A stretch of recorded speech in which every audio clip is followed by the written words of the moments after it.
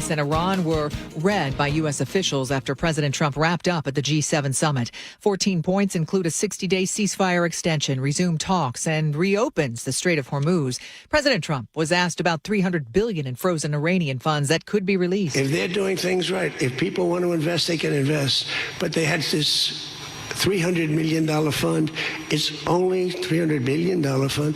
It's only if they're doing things right. The Federal Reserve Board moving to leave interest rates unchanged following the first meeting with Kevin Warsh as the new Fed chair. ABC's Elizabeth Schulze has more. This is a decision that is dramatic in that you see the Fed, at least half of the Fed officials who are forecasting interest rates now say that they do expect rates to be going up so far this year. Evacuations continuing in Washington state near Spokane as crews battle a fast-moving wildfire. This is ABC News.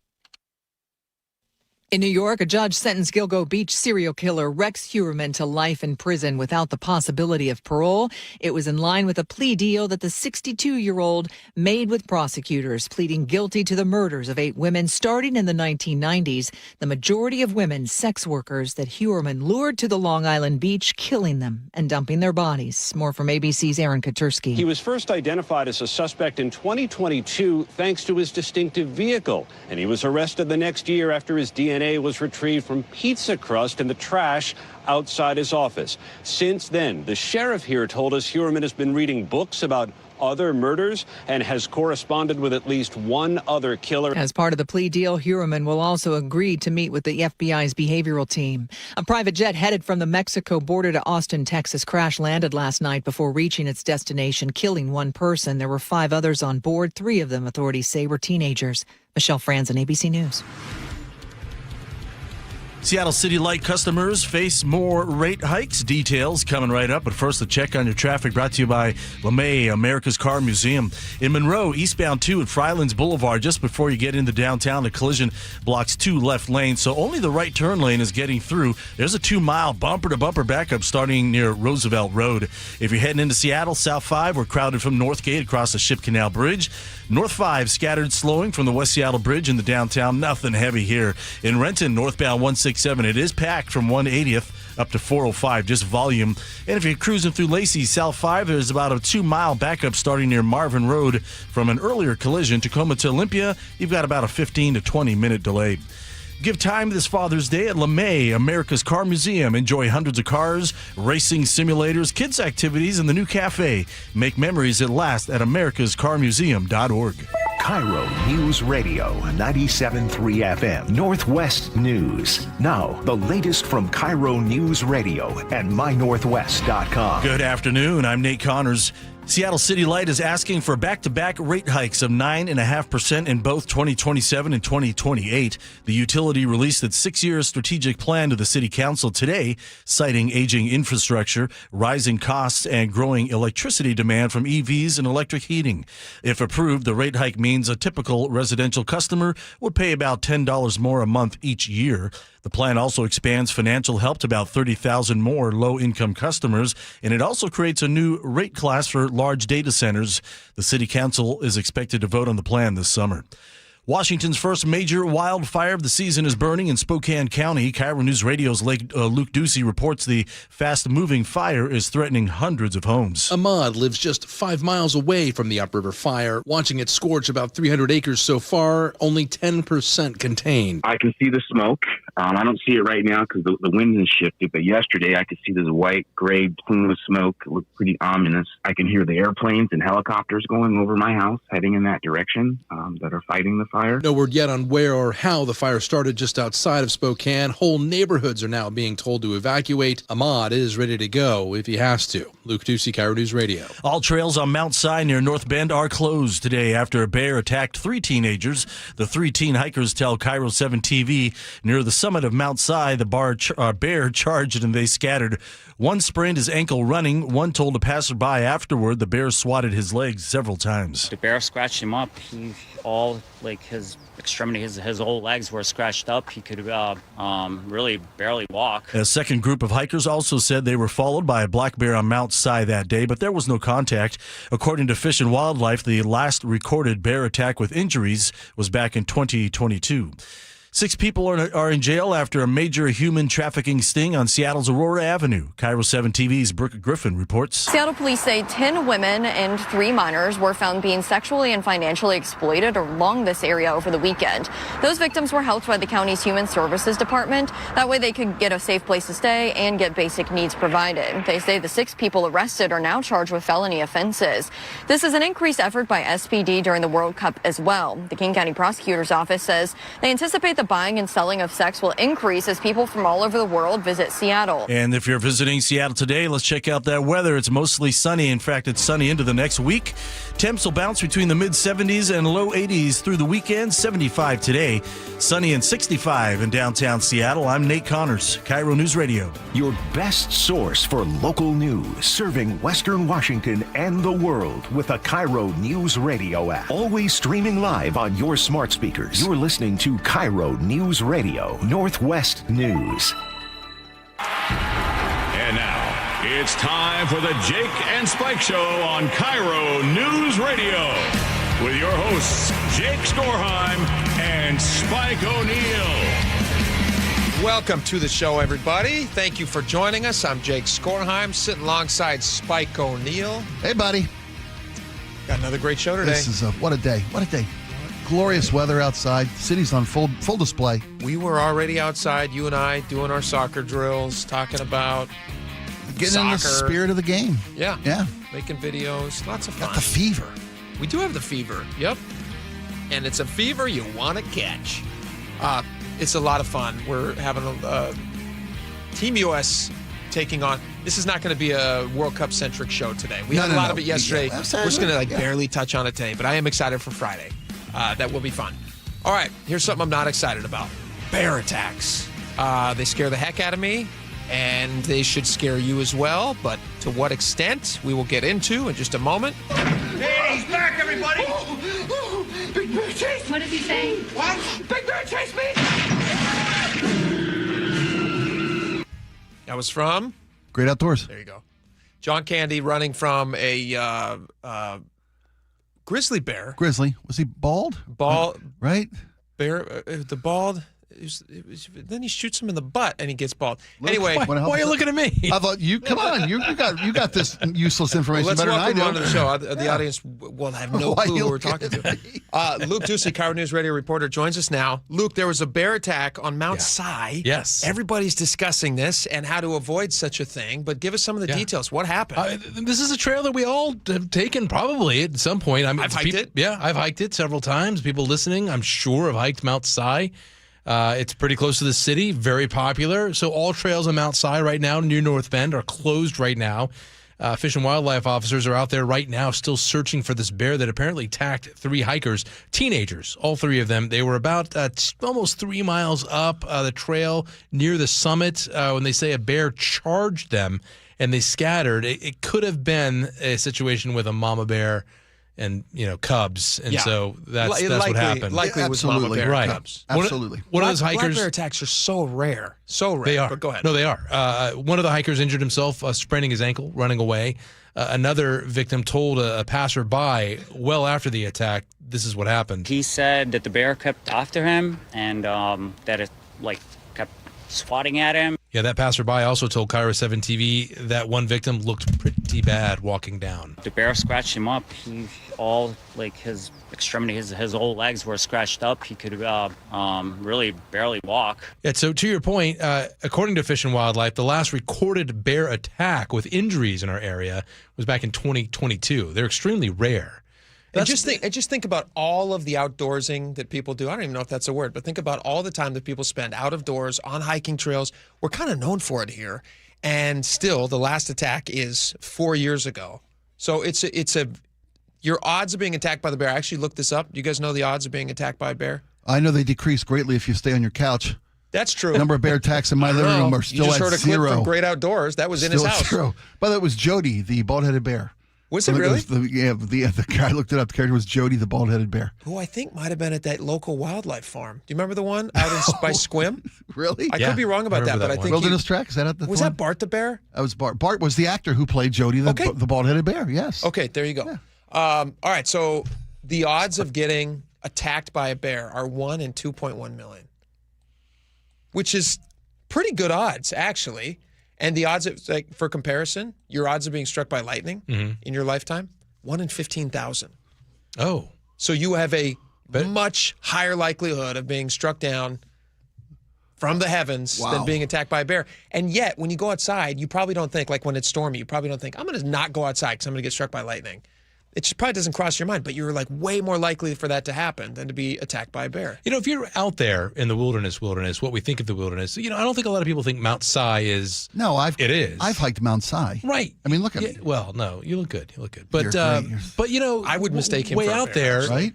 Way out there, like if you're at Glacier National Park, for instance, you might, you don't feel so stupid doing it, but maybe we need to do that now here on Mount Si too when you're hiking along, saying, "Hey bear, every 15 seconds, you take ringing bells. a bell and stuff like that, so you don't whistles. surprise the bear. You bring bear spray. Do you guys bring bear spray when you go on hikes? Absolutely. Yeah, I do too. No matter where. I haven't actually. I haven't been on a hike from. It's got to be 20 years since I hit Mount Si. My old partner Bob Rivers lived in Mount Si and used to run Mount Si Trail on a regular basis. That and Rattlesnake Ridge. Sure. And he was he was a bear spray kind of guy. But I hiked with a slower guy. The greatest defense against bear attacks is a fat hiker buddy. Yeah. And Downtown Joe, I love you, but I don't have to be faster than the bear. To be faster than Downtown Joe. And it worked every time. You said that they're searching for the bear. This was a mother, and they suspect that these hikers came between the mother and her cubs. Well, that's what bears do. Yeah. And this is the time of year when cubs come out of hibernation and they're learning and following their moms for the period of time that they learn to be self-sufficient and forage. This is when hikers come across bears. If they find this bear, will the bear be put down? I don't know, and I hope. Part of me thinks I hope not, but there is this to consider. Well, at least once it's tasted blood. Yeah, I mean, he scratched these. I mean, no disrespect to the kids, and I'm glad they're all going to be okay. Yeah. But it's not like this bear mauled somebody. This bear scratched somebody and was, in defense of its. Yeah, it could have been way worse. Yes. And the kid who sprained his ankle running, okay. And that doesn't count as a bear attack. No. That's a kid who sprained his ankle. And it could have happened anywhere. Unfortunately, there have been cases of, we've heard about this, like mountain lions, for instance, attacking people mountain biking on Forest Service roads. Remember the ladies? Because they're on their bike. It looks like they're prey. And these, I believe in this one case, there were 2 mountain lions. They were adolescents. The theory was that mom died. So they didn't learn not to attack old ladies on bikes. Right. And so unfortunately in that case, once they have a taste for that. But that's a predatory carnivore. This to me felt like I felt defensive of the bear. My cubs are around. Don't mess. Yeah. It's what anybody would do for their kids. Quite frankly, we're encroaching on their territory in a lot of circumstances as well. With the urban growth and sprawl in every direction as you move further away from the city centers. Yeah, that's been a long estabest hiking trail though. That bear should have known better. True. The bear should have known better. Joke. Were there teenage hiker signs posted to warn the bear? To be fair. Right, got to warn both sides. So there is a site that you can go to. I don't know if we can punch this up from. This is a big ask, but on my X account, I actually put these maps up of just to kind of show. You can go to like Woodland Park Zoo. They have a site where you can post black bear and other animal sightings. So it was interesting. I went there today. So you can let people know. Yeah, be aware. Yeah. So I just looked in the past year. And it shows you representative black dots everywhere. Those dots of sightings of black bear pop up, amazingly, in city limits or really close to, like on Cougar Mountain, Tiger Mountain. As really we build close communities into these wooded areas. Into their areas, and they probably feed off of bird feeders and things like that. Some bears. Why are they coming down into the neighborhoods? They're not. Your neighborhoods came into their territorial areas. And then when you then click on and include mountain lions and then bobcats especially into that, bobcats are like they're in Bellevue itself. Bobcats are everywhere. Yeah, they got a real bobcat problem there in Bellevue. Have you guys ever had any encounters with bears yourselves? No. I mean, we were at Glacier. You mentioned Glacier National Park. We spotted one, from a hiking trail. Yeah. And we were with a guide, and like, no, we're going to turn. We're going to go back. We're not going to go anywhere near this because that was probably. I don't know if it was a brown bear or a grizzly, but it's probably a brown bear. I guarantee you it was not a grizzly because you would not be here today if it was. Well, a grizzly. we're talking about this is a tasty morsel. He would have eaten you. I'm the slow guy in that hiking, but yes. How far away was he? 300 yards probably. That bear would have closed that in 10 seconds. Yeah, they run faster. Those and grizzlies are climb faster. Yeah. And they go faster uphill. So you think you're running away, and they go faster, or up a tree. Bears just go right up a tree. Well, there is that saying: if it's black, speaking of bear, if it's black, fight back, right? If it's brown, lay down, and if it's white, good night. Yep. Polar bear, even faster, You're and done. Yeah, you're just done. What's the one about panda? And then there was someone else in here that asked me, "What about a panda bear?" And here's what ChatGPT said. Not to make light of the situation, even though we are right now. If it's a panda, stand still. It's probably busy judging your life choices. If it's a panda, hand over the bamboo and nobody gets embarrassed. And then finally, if it's a panda, wait around. They'll likely fall over before you do. I saw this. There's like a meme video going around, and it's like, how did these guys ever survive in the wild? And it's just a picture of a panda in a zoo, sitting on a seat, and he sneezes and he falls off the seat. And you're like, how did these guys? Because they're so adorable. Yeah, what do you I trap would feel them with? very confident with a panda sleeping in my child's bedroom. I don't even know if that's. I just don't feel like they would do anything, and they'd probably be cuddly. It'd be cute. I'd hire one as a nanny. Sure. Yeah. Chances are you're not going to see a panda bear on Mount Si or anywhere else. If you do, take some photos and send them into KIRO News Radio. The injured youths are going to be okay. You'll be fine. So there was a rescue crew training at the summit of Mount Si when this particular attack happened. When it happened, that's fortuitous. Lucky, and thank goodness, because this could have been a lot worse, right?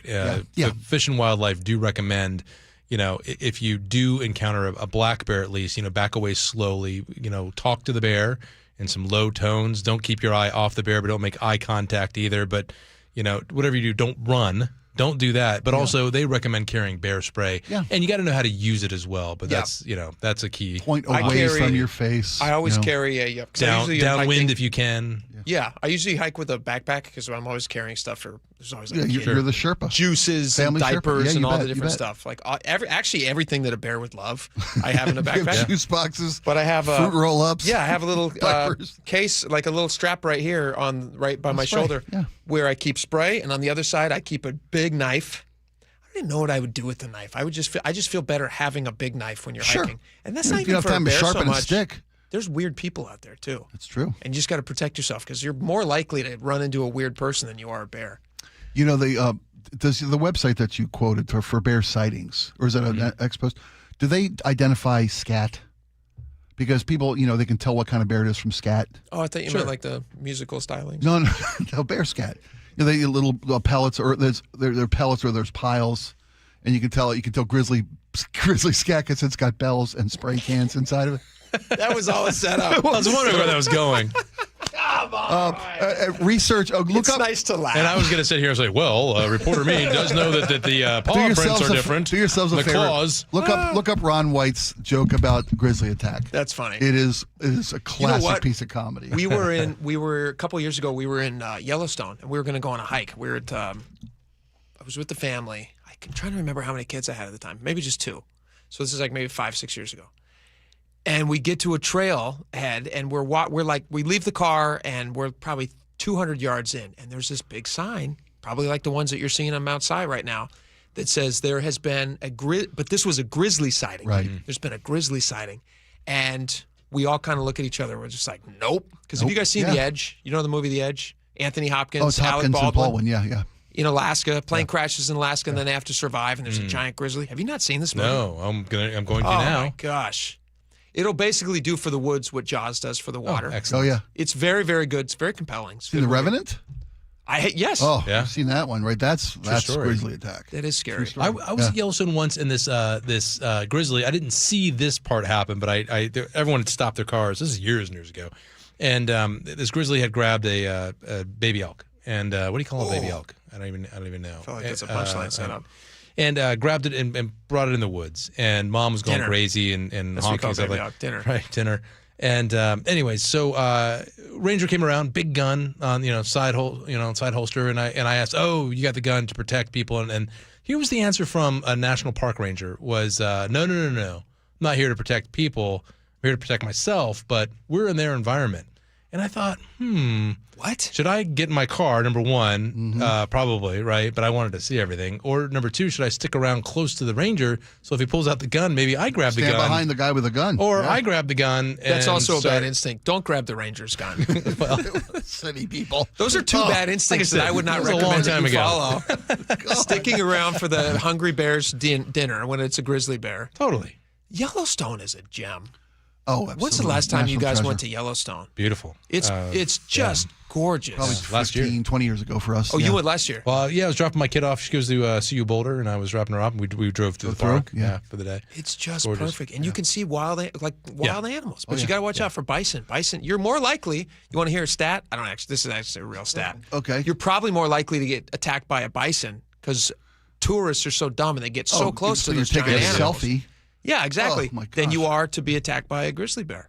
That's just anecdotal, but I think that's true. You could probably tell people that stat and feel comfortable They sell with it. T-shirts say "Thanks for flying Bison Air" at the gift shops in Yellowstone from the idiots that walk up and want to take pictures with bison. Is it a picture of somebody just like flying through the air? Launching, yeah. And they've got a bison with a bunch of human outlines on its flank, like a fighter pilot would enemy planes. Yeah. That's a great park. It's a great park. Mike, you had a question? Incidentally, from Dr. Google, a baby elk is a calf. Calf. That makes sense. Well, And people depends on what should time of day, if it's lunch or dinner for the grizzly. Yeah. people should be careful Delicious. in Mount Si. They're still searching for this thing. I would assume that, I mean, just based on the fact that it didn't attack anybody without cubs being present, probably they would just relocate something like this. Now it's a viral sensation, this bear. Everybody's loving this bear. Well, there was a story of a second bear following another group of hikers associated with this Or is it story. the same bear? Could be the same bear. I bet you it's the same another bear. report of another group that had a bear on a trail. Trailing him for a mile or so. Yeah, and did no contact, but still. Is the trail open today? Yeah. Will they no, close the all trail? trails are closed today. You know, black bear, they're just like every other animal. They're they are flight animals, of course, but black bear, they're curious as well. Yeah. And so they kind of want to check things out and get a sniff of you and what you're all about. Legit question for you guys.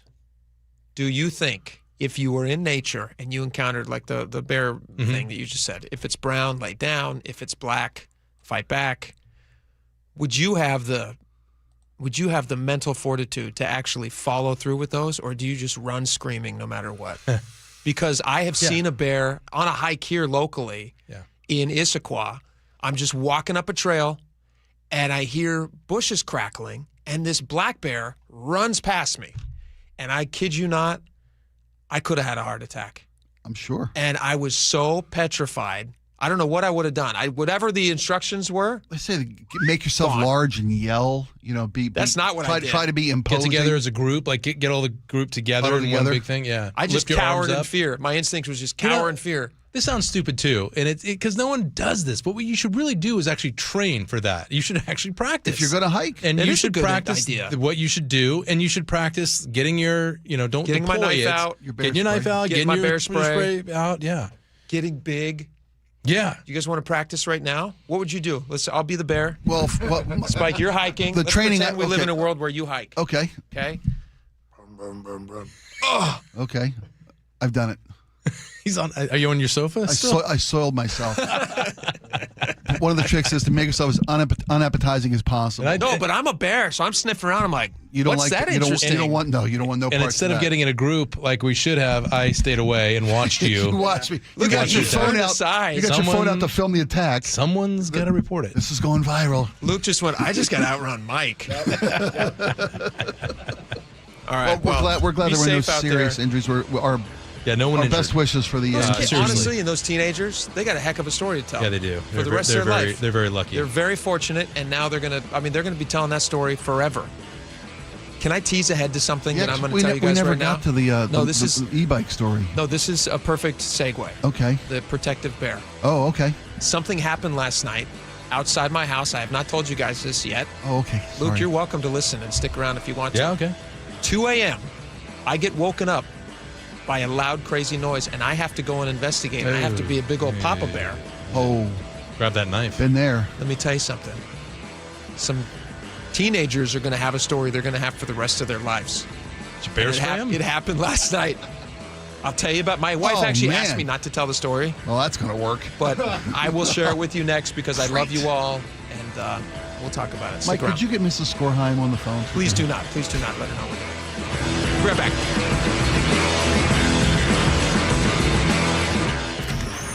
Choke Points with Chris Sullivan. With Choke Points, we try to answer listeners' questions. It can be as simple as a neighborhood stop sign, or it can be as big as the budget for transportation. I don't care. I'll find the answer for you. It's really easy to get a hold of me at mynorthwest.com. We have a direct link there that gets right to me. You can also do it in the app. You can hit me up on the text line. Choke Points, presented by Carter Subaru. Tuesdays and Thursdays on KIRO News Radio 97.3 FM. I just can't dig it. Dig what? My water line. Needs replacing? And I don't want digging in my yard. And maybe your driveway. Can't dig it. Don't dig it. But how do you? Apollo Plumbing replaces water lines without digging up your yard. You're Dan. From the Ready Right Now plumbers. Apollo Plumbing. Our trenchless technology replaces water and sewer lines. Without digging up my yard? 2 little holes is all it takes. Sounds better. Faster, too. And my yard? Like we were never there. Sounds spendy. Not so much. Oh? In the end, about the same as that messy digging you don't want. How do you figure? Think about that landscaping you love. Yeah?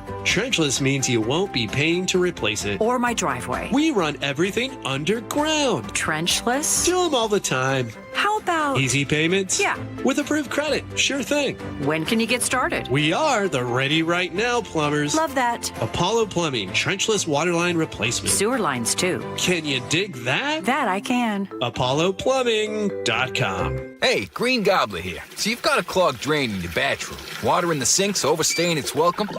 You're spitting today's toothpaste on top of yesterday's toothpaste. You hoped it'd go away. Yeah, clogs don't just go away. I make them go away. I'm Green Gobbler, the only clog dissolver you need. I'm bleach-free, safe for your pipes, and I work. Guaranteed or your money back. Because I never met a clog that was gonna unclog itself. Green Gobbler. Let the gobbler get it. Jane Dawson did something smart. She saved hundreds on auto insurance switching to Progressive. With the money she saved, she got herself a pricey bird feeder with an ultra-high-def camera. Should Jane have just bought a regular bird feeder? Yes. Is it hard for her to admire nature when the camera doubles as the bird's potty? Also, yes. But it's Jane's savings, and if she wants to spend her time watching the digestive habits of the white-breasted nuthatch, we say you go, girl. Switch and see if you could save with Progressive and treat yourself. Progressive Casualty Insurance Company and Affiliates. I had pain, I had numbness in my feet. That pain and that numbness just got worse and worse and worse as time went on. This is Greg describing life with neuropathy. I went to 5 podiatrists, tried different treatments, tried different orthotics, tried different shoes, had cortisone shots in the tops and the bottoms of my feet. Saw a neurologist. All my medical doctors said, can't help you. Live with the pain. You're not going to be able to sleep. This is your life.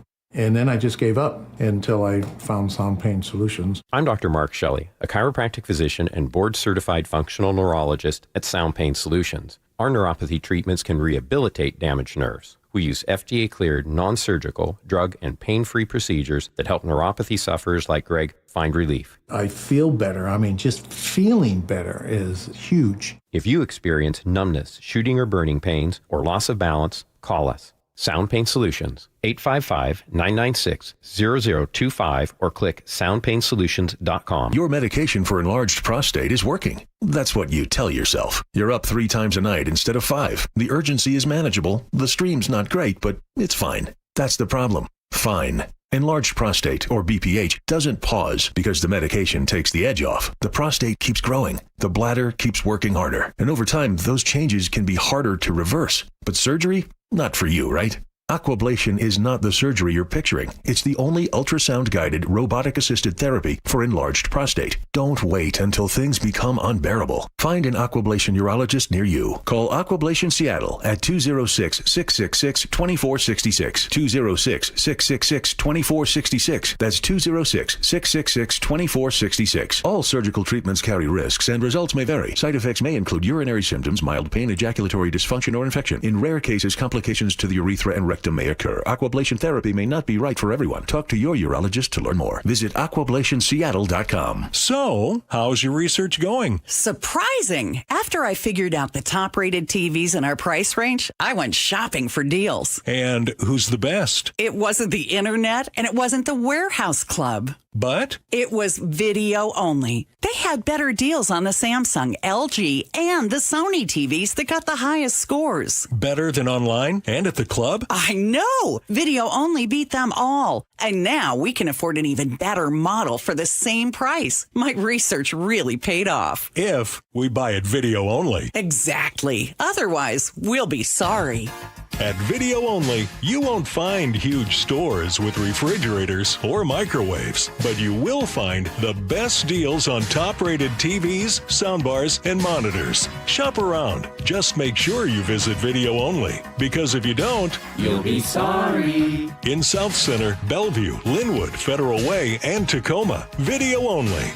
Hartley here from Wilcox Farms. For over 100 years, we've cared for hens with healthy pastures and organic grains. That's why our eggs are nutritious and flavorful. Next time you shop, choose Wilcox Family Farms, locally fresh since 1909.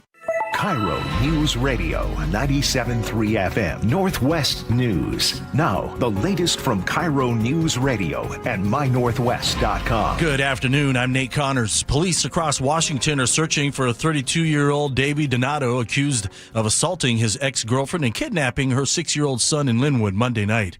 KIRO 7 TV's Jack Bilyeu has more on why an Amber Alert was not sent out immediately. According to Washington State Patrol, they aren't sent out between 10 p.m. and 7 a.m. because the agency uses what it calls quiet hours. So how come we're not even getting notifications? Like, I understand you want quiet hours and stuff, but at least a notification with no noise, that would make sense. The sheriff's office says if you see Donato, you should not approach him. Just call 911. We've posted a photo of the suspect and a description of his vehicle on mynorthwest.com.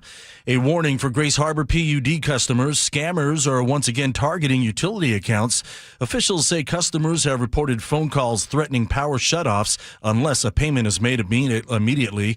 PUD says these are fraudulent calls and urges customers not to send money or share personal or banking information. Instead, customers should hang up and contact Grace Harbor PUD directly to verify their account status.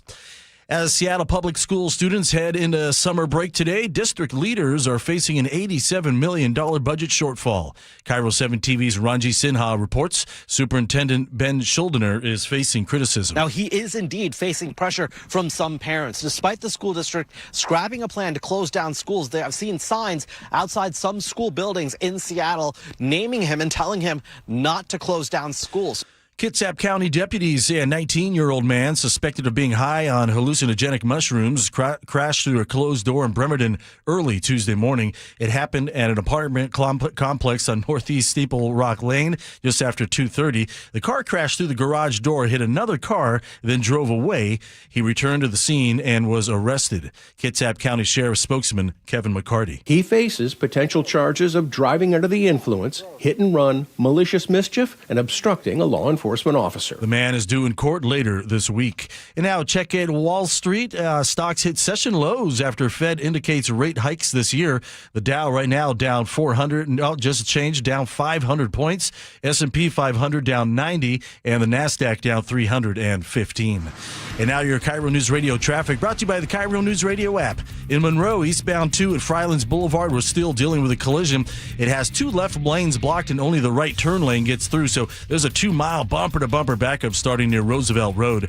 South 5 into Seattle slows from Northgate into downtown, just under 25 minutes from Linwood. North 5 scattered, slowing before the West Seattle Bridge now downtown. In Renton, North 405 pretty slow through the S-curves. That earlier backup on northbound 167 has cleared. And South 5 through Lacey, we're looking at 6 miles of scattered backups starting near Cabela's. Text APP to 888-973-5476 and download the KIRO News Radio app. Listen to your favorite shows and get the latest news and updates sent straight to your phone. All right, no rain in sight, mostly sunny into next week with highs ebbing and flowing between the mid-70s and mid-80s. Today, right around 75, sunny and 67 in downtown Seattle. I'm Nate Connors, KIRO News Radio. Your best source for local news. You're listening to KIRO News Radio, Northwest News.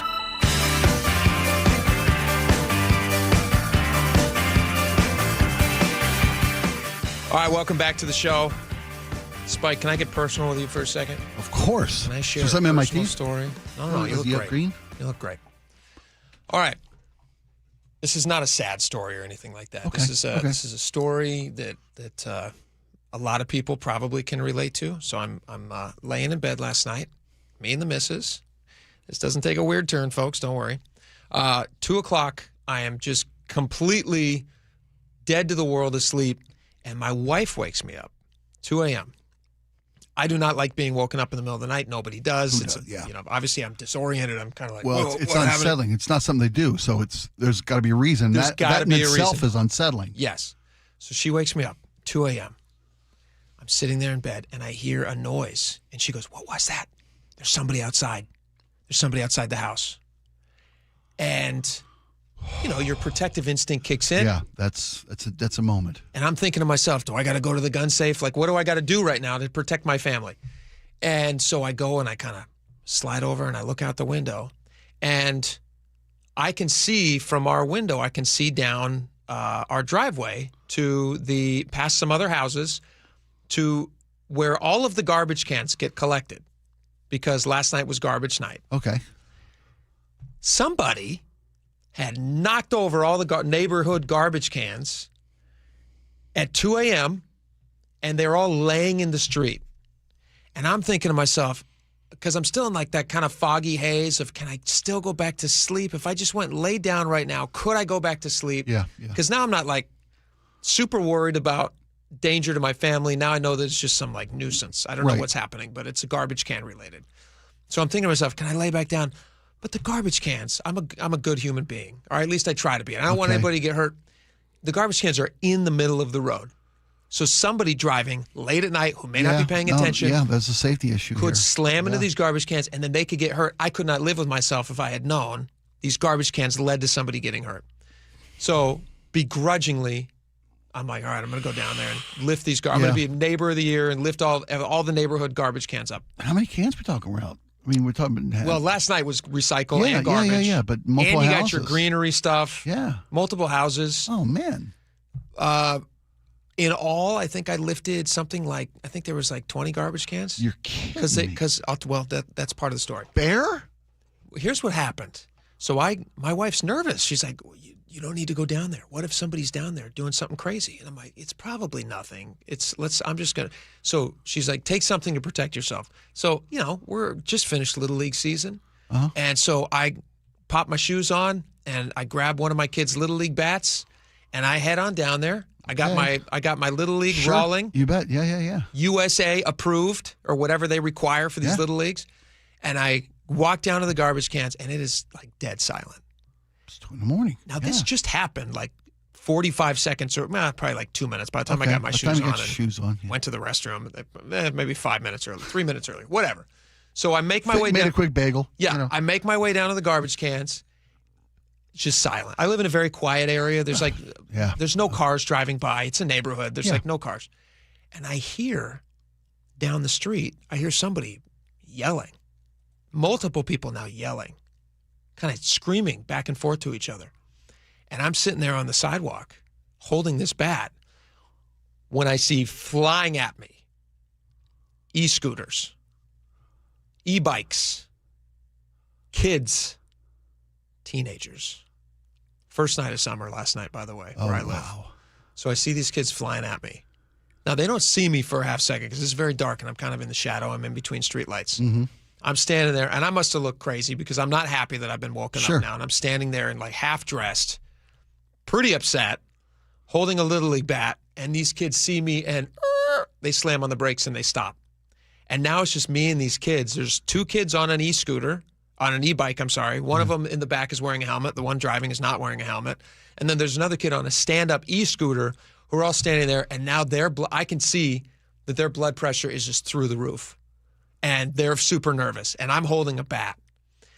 And so I'm like, did you guys knock these over? And I'm using instantly into dad voice. You're completely in a neighborhood watch dad voice. Yes. 100%. Yes. And I'm like, did you knock these over? And they went, no, somebody else did it. And I was just like, I don't see anybody else. It's 2 o'clock in the morning. And I probably should have set the bat down, if I'm honest. Like that would have been very intimidating. No. There's 3 of them. Yeah, but they're like not very big. Or bright. Keep the bat in your hand. Okay, so I kept the bat in my hand. My instinct was the same. I kept the bat in my hand. Yeah. I said, did you guys knock these over? They said, no. I said, who did it? They said, it was other guys down the street. And I say, well, you're the only ones out. So where are these other guys? Just around the corner, right there. I said, what did they look like? I'm just like asking questions. Yeah. And he goes, one of the kids goes, he was in a mask. And I was like, so there's a masked man down the corner who's knocking over garbage cans at 2 a.m. and you guys are also out at 2 a.m.? And then they're like, yeah. And I was like, don't lie to me. And he goes, no, we're not lying. We're not lying. And he starts breathing real heavy. Yeah. And I said, what's your name? And they all kind of look at each other. They don't want to give me their names. But I kind of recognize them, actually. Because okay. I live in the neighborhood. Mm-hmm. These kids look young. They look like they might have gone to my son's elementary school in the last few years. Yeah. You probably may have seen that e-bike around the neighborhood. Yeah, and so the first kid, I say, what's your name? And I won't say it on the radio here, but he gives me his name. I say, what's your last name? He gives me the same name. I said, your name is blank blank, like 2 names. He goes, no, that's my last name. I say, what's your first name? He gives me his first name. Then the kid behind him, I say, what's your name? And he's so scared. He goes, I don't even know right now. And at that point, I did feel kind of bad because, again, I'm like holding the bat still. Yeah, okay. So long story short, I tell these kids, I'm now feeling like a father, and I realize I have kind of a PTSD, a lot of pent-up aggression about these stupid e-scooters that I'm seeing everywhere. Right. We had a story in the news today we haven't even gotten to yet about an incident that happened in Mill Creek, and these kids are flying by, and now and I look down the street, and there is 3 blocks worth of garbage cans that they've kicked over. Okay. And I am now, I'm a level 10, not happy. Yeah. And at the same time, I think the kid in the back is also going to start crying. And I also don't want to see that happen. Right. And so I get all of their names, and then I lie to them, and I say, like, I know your parents. And if you don't go home right now, I'm going to call your parents. I was like, what are you guys doing out at 2 a.m.? I have all this lecture built up in me. Yeah. And I give it to them. And I said, do your parents know you're out right now at 2 a.m.? Because they were 13 years old. Yeah. I said, how old are you kids? And they said, 13. I said, you're in middle school? And they said, yeah. And I said, it's 2 a.m. Why aren't you in sleep right now? And they said, yeah, we should be. And I said, you know how much your parents love you? And you're outside right now? I was like, you just ran into a grown man with a baseball bat. You go home and tell them you ran into a grown man with a baseball bat at 2 a.m. You see what they say. Really good lecture, actually. Really, really good. And I think they're going to lesson quality. I did everything but like sit there and pray with them. I almost prayed with them to turn their life around. Like, you kids better get on the right path. So I sent them off. I then have to walk down the street, and I picked up all the garbage cans. You're a good man. Well, I didn't want like somebody to crash. You're not gonna get off those scooters and pick up these cans right now. You're not gonna do that. Though? It's not I gonna feel work. like it was a missed opportunity because for 100% they knocked over those cans. Oh yeah, it was them. 100%. Mystery masked man around the corner. Yeah, exactly. Yeah. What I should have done. Clown makeup. 100%. And a red vest. I should have forced them to get off their scooter. I said, all right, pick these cans up. I should have just made them do it. While we're all out here together at 2 o'clock, let's make this time productive. Yeah, you know what? If you didn't do it, you're doing a good deed. If you did do it, you're making up for something stupid. That's what I should have said to them. And I didn't, because, again, I had the bat. Yeah. But they went on their way, and I hope if their parents are listening. You didn't bust up a single kid or scooter. I'm not saying bust up a kid. I'd have busted up a scooter or two. I probably couldn't have controlled myself. I probably couldn't have had the self-control you're demonstrated. I don't know that I could have. I think you might have. The kid in the back was real scared. He seemed real when scared. you bring in a crier. Yeah, when he starts crying, it kind of like it shocks you back into it. Yeah. And then my wife, what happened? Is everything okay? I'm like, oh, it was fine. I felt like such a hero. She didn't see it that way. She actually like, you terrorized 3 kids. Why are you scaring those kids? My face? Why did you bring the baseball bat?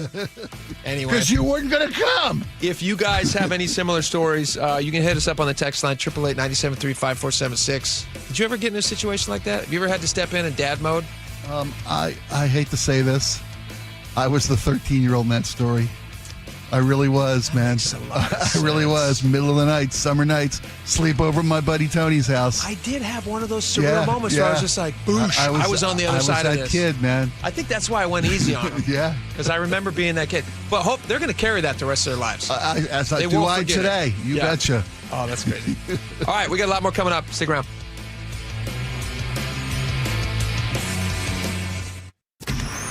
Choke Points with Chris Sullivan. With Choke Points, we try to answer listeners' questions. It can be as simple as a neighborhood stop sign, or it can be as big as the budget for transportation. I don't care. I'll find the answer for you. It's really easy to get a hold of me at mynorthwest.com. We have a direct link there that gets right to me. You can also do it in the app. You can hit me up on the text line. Choke Points, presented by Carter Subaru. Tuesdays and Thursdays on KIRO Newsradio 97.3 FM.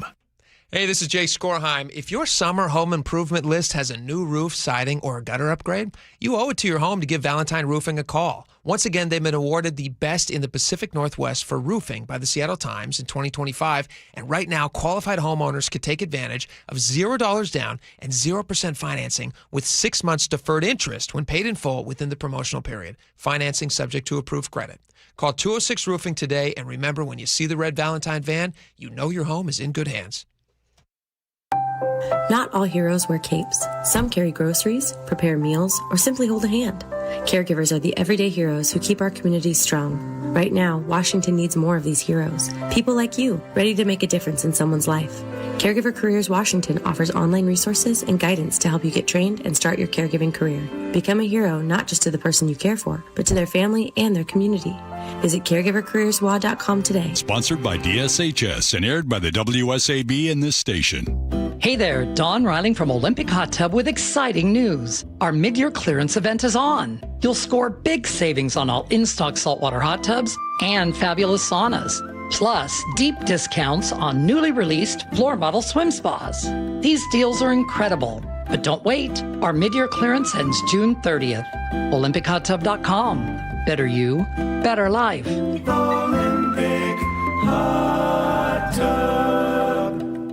Are you in pain? Have you considered surgery or even joint replacement? Hi, everybody. It's John Curley. Before you make that decision, I recommend you see Dr. Mark Wagner, MD, at Seattle Sports and Regenerative Medicine. I did, and it's been a game changer. My doctor took a look at my x-rays and said, well, looks like you need a whole new hip. And then he said, wait, how old are you? And I told him, and then he said, well, wait, you're too young for a hip. You're just going to have to, live with the pain. We'll see you in 3 years. It was horrible. Dr. Wagner is a board-certified Seattle physician with over 30 years of experience performing more than 20,000 stem cell procedures, using a person's own stem cells to regenerate cartilage in their own joints. People with severe osteoarthritis, even bone on bone, are back doing what they enjoy doing without pain and without surgery. So whether it's a hip like I had, or a shoulder, elbow, ankle, wrist, or knee, before choosing surgery, see Dr. Mark Wagner first. Go to drmarkwagnermd.com.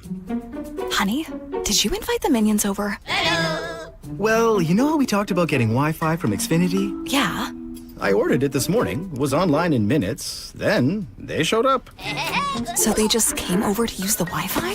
They even brought their own devices and spell book.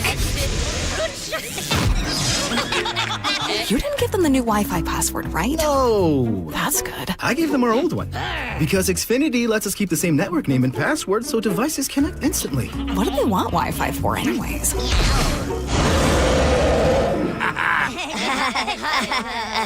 Better not to know. Plausible deniability. Get streaming or scheming instantly with same-day Wi-Fi from Xfinity. Plus, lock in one price for the most reliable fiber-powered Wi-Fi for 5 years. Guaranteed.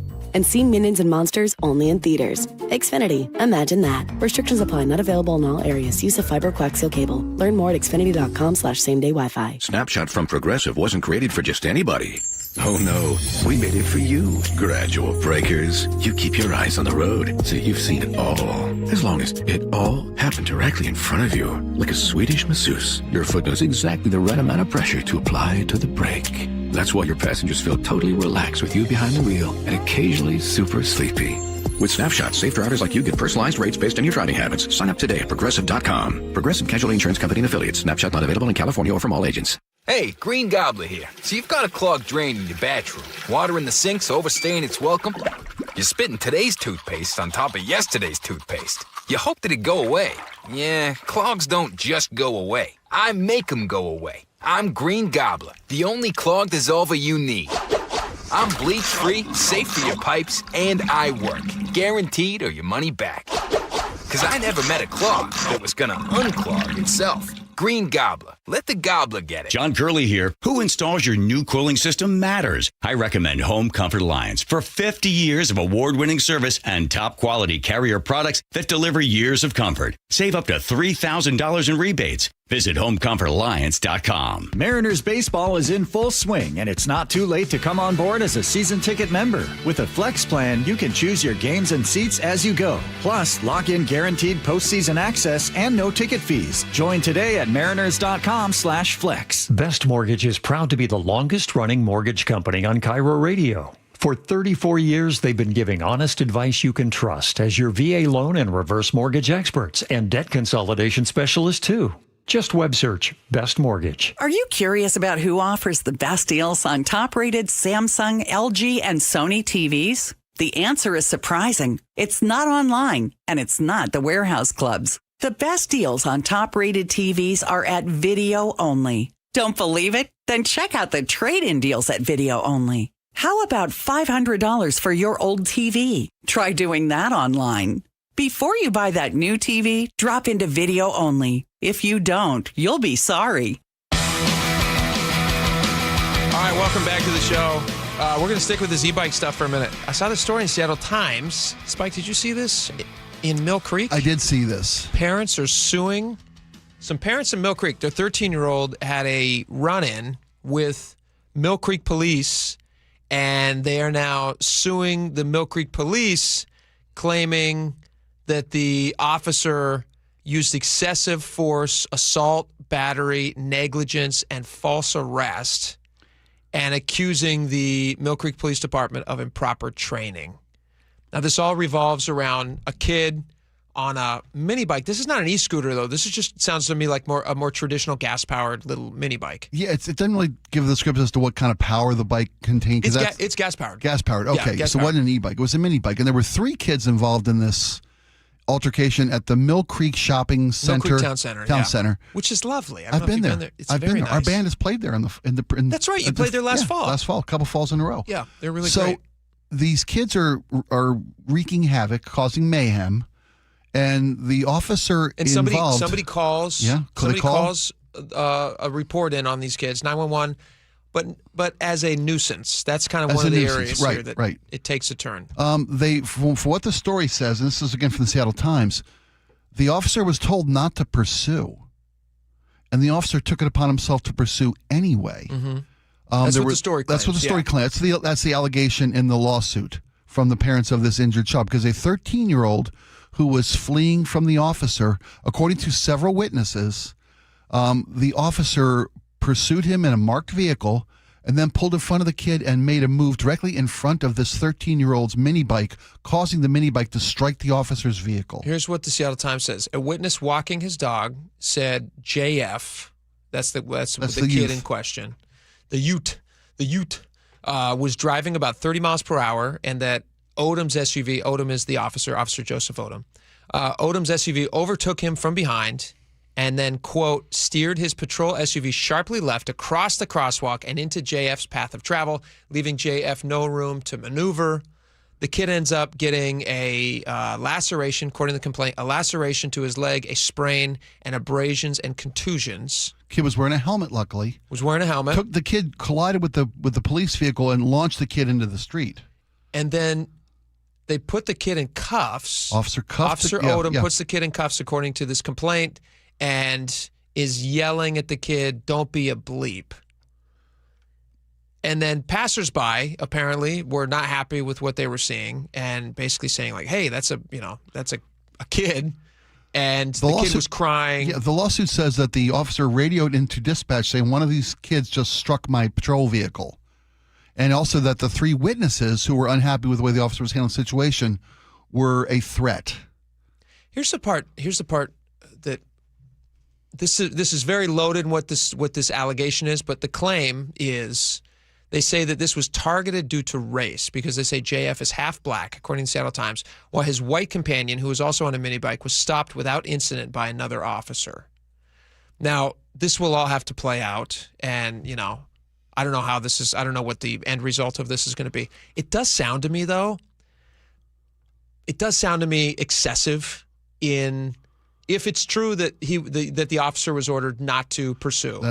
If it's true that the dispatcher, whoever makes these decisions, would said don't pursue, and he still did. This would I feel like it's kind of an open and shut thing. But according to the story, a senior supervising officer said obviously don't pursue because the kids were not suspected of any serious crimes. Yeah, they're nuisance. They weren't armed. They weren't endangering the public. What you need is more like a dad mode, like I did. Right. Where you kind of you show your authority. You have a baseball bat for power. Yeah, baton. Yeah. You give a strong lecture. Right. But Ask you their make sure names. to tell the kids that your parents love you and they don't want you cruising around on mini bikes 30 miles an hour on roads that are made for cars. Don't be stupid. That's what you should have said. Don't be stupid. And then let them go on their merry way. Maybe even take the bikes from them. Say their parents can come and pick them up. I've seen that done a few times. But we'll see how this plays out. Lawsuits from the family against the Mill Creek Police Department and Chief Stan White of Mill Creek. Yeah, we'll see what happens. Doesn't look good for Mill Creek Police. Not if the eyewitnesses accounts come to bear true. All right, we got a lot more coming up. Jason Rance joins us next. Stick around. Choke Points with Chris Sullivan. With Choke Points, we try to answer listeners' questions. It can be as simple as a neighborhood stop sign, or it can be as big as the budget for transportation. I don't care. I'll find the answer for you. It's really easy to get a hold of me at mynorthwest.com. We have a direct link there that gets right to me. You can also do it in the app. You can hit me up on the text line. Choke Points, presented by Carter Subaru. Tuesdays and Thursdays on KIRO Newsradio 97.3 FM. Did you really think Pure Talk was just going to sit back and watch America turn 250 years old without doing something awesome to celebrate? Of course not. That's why they're raising $250,000 for America's Warrior Partnership by the end of July. America's Warrior Partnership is on the front line of preventing veteran suicide. They've had extraordinary success, and here's how you can help. When you switch your cell phone service to Pure Talk this month, you'll be invited to round up to support America's Warrior Partnership. No pressure, but if you do, Pure Talk will match your donation dollar for dollar. And to further celebrate 250 years of our extraordinary democratic republic, Pure Talk is offering unlimited talk, text, and data for just $34.99 a month. Dial pound 250, say Mike Rowe. That's pound 250, say Mike Rowe. And happy birthday to us. Nick, you know what's a great thing about going to Longevity Medical Clinic as a couple? Oh, I absolutely do. When they tell you to do something, you actually do it. Right. And the same thing with you. When they tell you to do it, because for some reason, when I tell you to do it, you're like, whoa. I just walk away and roll my eyes. Exactly. But the great thing about Longevity Medical Clinic, the doctors there know, because we do the blood draw and they look and they can see, they know, they hold us accountable. Yeah, when I'm under pressure and I know I'm coming in, I know I have to work the program. Right. Plus, we also want to hold each other accountable for how we take care of ourselves because, we want to have a long, healthy, happy life. I know. I want every day to torture you as long as I possibly can. Well, I look forward to it. Here's the great thing about Longevity Medical Clinic. They're working with you. They're holding you accountable because they want you to have a long, healthy, happy life. I was a patient at Longevity long before I started doing these commercials. So get your free health analysis. Go to lmclinic.com. That's lmclinic.com. You reach a time in your life where you're going to need help. My husband was a big help to me, but then after he died, I didn't have that help. But living here, Aegis is just wonderful. If anything happened to me, they would be right there taking care of me. I feel very safe, very secure, and I'm very happy here. Voted Best of Western Washington for assisted living and memory care, Aegis Living is the trusted expert in senior living. Visit aegisliving.com/KIRO and see for yourself. To all lovers of pop culture, science fiction, comics, wrestling, anime, and movies, Washington State SummerCon is this weekend at the Washington State Fair and Events Center in Puyallup. Meet over 130 celebrity guests from Star Wars, Star Trek, Marvel, DC, Demon Slayer, One Piece, and 5 WWE Hall of Famers. Meet the Fonz, Henry Winkler, Jay and Silent Bob, Steve from Blue's Clues, all 5 Teen Titans, and even Deadpool's iconic pet, Dogpool. Visit wassummercon.com to purchase tickets. Guys, tired all the time? Gaining weight? Low drive? These aren't just signs of aging. They could be low testosterone or other underlying issues. This June, for Men's Health Month, Revive Men's Health in Seattle is offering a free comprehensive wellness panel, a $400 value. It checks your testosterone, blood sugar, cholesterol, kidney, liver, thyroid, and heart health. No guessing, just answers. Over 100,000 men have trusted Revive to get real results. More energy, better sleep, improved mood, and confidence that shows. If something feels off, don't wait. Take control and protect your long-term health by knowing your numbers. This offer ends June 30th. Schedule your free comprehensive wellness panel today. Call 206-529-1111. That's 206-529-1111. Or visit ReviveMen'sHealth.com. Feel better. Live stronger. Start now. Giving your liver a spring cleaning is easy with Active Liver. From New Nordic. Search for Active Liver by New Nordic on Amazon, CVS, Wegmans, or GNC. Your best source for local news. KIRO News Radio. KIRO FM and HD1. Tacoma, Seattle. Northwest News. ABC News, I'm Michelle Franzen. The Trump administration disclosed terms of the proposed memo of understanding between the U.S. and Iran, set to be finalized Friday in Geneva. It calls for an immediate ceasefire on all fronts, including Lebanon, reopens the Strait of Hormuz, and resumes nuclear talks. President Trump says billions of Iranian funds could also be unfrozen if Iran behaves. The Federal Reserve Board, headed by new chair Kevin Warsh, left interest rates unchanged today. ABC's Elizabeth Schulze says possible rate hikes could come later this year. This is a testament to what a lot of people in the stock market have been expecting. When you have inflation rising and the jobs market in a steady place here, it is hard to make the case for interest rate cuts, and that seems to be the place where a lot more Fed officials are as of right now. FBI officials say the investigation into the foiled drone attack at the White House UFC event is ongoing. 5 suspects have been charged. Authorities say multiple suspects remain at large. This is ABC News. Some positive news about the health of the youngest Americans. ABC's Jim Ryan says U.S. infant mortality falling to its lowest rate on record. Preliminary data from the Centers for Disease Control and Prevention finds that 5.4 babies per 1,000 born in 2025 didn't make it to their first birthday. As tragic as it is, it's the lowest rate in U.S. history. The decline was only fractions of a percentage point below the 2024 figure, but in hard numbers represented hundreds of lives. Fire crews battling multiple wildfires in California and Washington state. More than 2,000 homes near Spokane under threat. ABC's Alex Stone is near the fire zone. The upriver fire started on Tuesday, quickly growing to hundreds of acres. And across the West, it's been a week of fire as temperatures are rising. In California, firefighters making progress on wildfires as well. Luigi Mangione appearing in a New York courtroom today. The judge overseeing the state trial says his attorneys plan to argue he was suffering extreme emotional disturbance at the time of the crime. Michelle Franzen, ABC News. A bear attack closes Mount Si trails. More on that coming up. But first, a quick check on your traffic. Brought to you by your Seattle Mariners. Out in Monroe, we just cleared an earlier collision. Eastbound 2 at Frylands Boulevard. Still got a mile or so of a bumper-to-bumper backup to get through. Here in Seattle, South 5, we're slow from Northgate into downtown, right around 20 minutes from Linwood. North 5, it's bumper-to-bumper from almost mid-Boeing Field, just past the West Seattle Bridge, where we just cleared a crash out of your way about 5 minutes ago. And South 5 still slows heading into Olympia. Everywhere else, we're looking good. Don't miss fireworks nights all summer long, presented by T-Mobile. The next show is June 19th. Get your tickets at mariners.com/fireworks. KIRO News Radio, 97.3 FM, Northwest News. Now, the latest from KIRO News Radio and mynorthwest.com. Good afternoon. I'm Nate Connors. All trails on Mount Si near North Bend are closed today after a bear attacked 3 teenagers.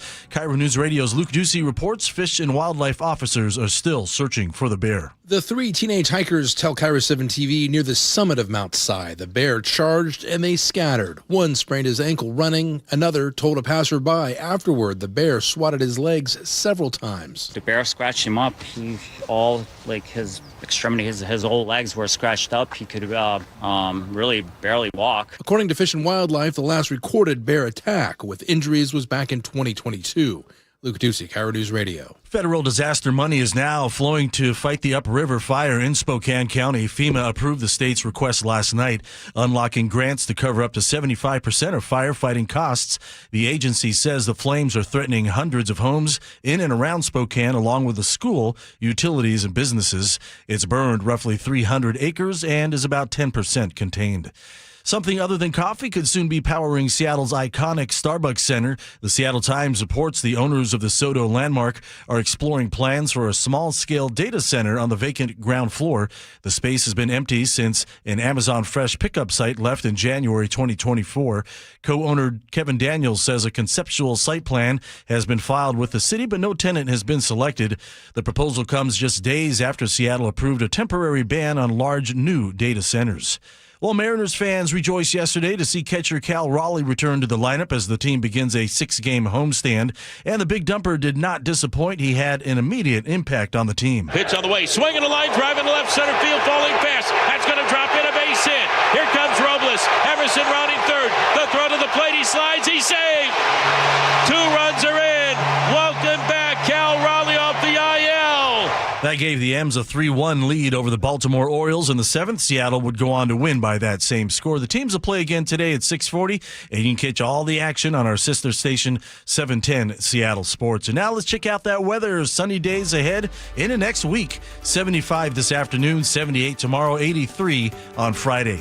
Sunny and 69 in downtown Seattle. I'm Nate Connors, KIRO News Radio.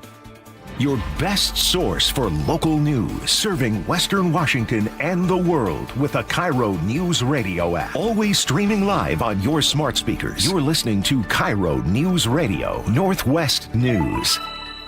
And now, it's time for the Jake and Spike Show on KIRO News Radio. With your hosts, Jake Skorheim and Spike O'Neill. Welcome back to the show. 1 hour down, 2 hours left to go. I'm very excited to welcome right now Jason Rantz from Seattle Red 770s, the Jason Rantz Show. Jason, welcome. Hello. Hello. Thank you for being here. Let me ask you a quick question. Because I know you listen to the show. So all the time. When I was telling my personal story about what happened last night at 12:30, on the 12:30 segment, what happened last night at 2 a.m. to me. At 2 a.m. it happened. 2 a.m. I remember that detail. Yep. Do you think I made the right call? I do. I think in the grand scheme, especially given the fact that it was at 2 a.m., where, you might be a little bit sleepy, you don't know exactly what's going on. And so to make the decision that you made so early in the morning when you were sleeping and, it was dark out. I had to make a decision on the fly. That decision on the fly. I was just about to say that. I think it was really the right decision that you made at 2 a.m. Anything you would have done differently in hindsight? Probably just from my personality is a little bit different. But, at 2 a.m., a decision that has to get made. A lot of time. I think you did the right thing. What did you think about my choice of weapon that I brought with me? What did you think of that? I would have used probably a similar weapon. Maybe 2 of those weapons I would have used instead of just one. Again, it's 2 a.m., you're tired, and these things happen sometimes. I'm getting the sense that you didn't listen to the segment and that you have no idea what I had to do last night at 2 a.m. Basically, a neighborhood hero. So here's the deal. People accuse me of taking control of the conversation, and I didn't want to reset the story. Let me reset it when for the host audience. should do that. You're totally right about that. You also would have grabbed Ninja Throwing Stars at that point in time, yeah? Ninja Throwing Stars would have been a sweet addition. Last night at 2 a.m., my wife wakes me up and she says, "Did you hear that noise?" Did you hear that noise? Yeah. And I look out the window. Somebody has knocked over all of our trash cans. As you well know. And so I went down there and I caught essentially in the act, although I didn't see them specifically do it, although I am pinning it on them. I know. 3 teenagers on e-bikes, one e-bike and an e-scooter. They were doubling up on the e-bike. And the drugs they were on. Well, they didn't have any drugs. But I did have a bat. Sugar's a drug, my friend. And I had to confront them. That's true. Would you have done the same thing? Do you think you would have confronted them? And I was very nice, and I said, "Your parents love you. Now get out of here, you scamps." I mean, I would have recorded it all. I'll bet you there's a ring cam. of it. Interesting. I'll try to find that. You would have gone there with your phone? Yeah, of course. I'm going to turn it into content, especially if I might get stabbed as a result of it. Yeah, you're right. Your decision to swing away. Yeah, you're right. That's what my wife was yelling from our bedroom window. She's watching. Swing away, Jake. Swing away. All right. The reason that we have you here, Jason, among other things that we're going to chat about, you have a story on SeattleRed.com that you can read right now. You can also read it at My Northwest, where I think it's a very popular story. I go to SeattleRed.com. Go to SeattleRed.com. Check it out. I think this was maybe 2 weeks ago. Mayor Katie Wilson was very, very proud. She was standing in front of these new little pallet shelter units. And she was saying, like, oh, it's so exciting. We're opening up this pallet shelter village. She had said, we want to build a bunch of these, and this was the first that they were rolling out. This was her on the site. I think this was from KIRO News. Could have been KIRO 7, but I think it was KIRO. So this is the first of the kind of new sites that we've been able to identify this year that we are opening, and I'm really proud of how fast we've been able to get that going. So she's fast. Very proud of how fast. Although she says, unfortunately, they did not meet their goal. We're not going to get 500 by the World Cup, but we always knew that was a very ambitious goal. Are you disappointed that you can't get to the 500? And is there a reason why? Because I know you fast-tracked it with legislation. Like we set a very ambitious goal, and again, I think we were really successful in kind of lighting that fire that got everyone moving. So she's guilty of being too ambitious. Is the problem. If I just care too much. Yeah. I was just trying to start a conversation. Exactly. Was the rationale she gave. And in fairness to her, we have not talked about homelessness at all for the last decade plus. Right. That's the conversation true. needed to be started. Someone had to do it. It was a new idea. Set the spark. Her decision to bring a baseball bat to the press conference also. That would have been nice. Brilliant. So Jason, your story details exactly. We have an update on this. Yes. This was in Inner Bay. They put in, was it 75? 75 of the 500, so 85% to her goal, away from her goal.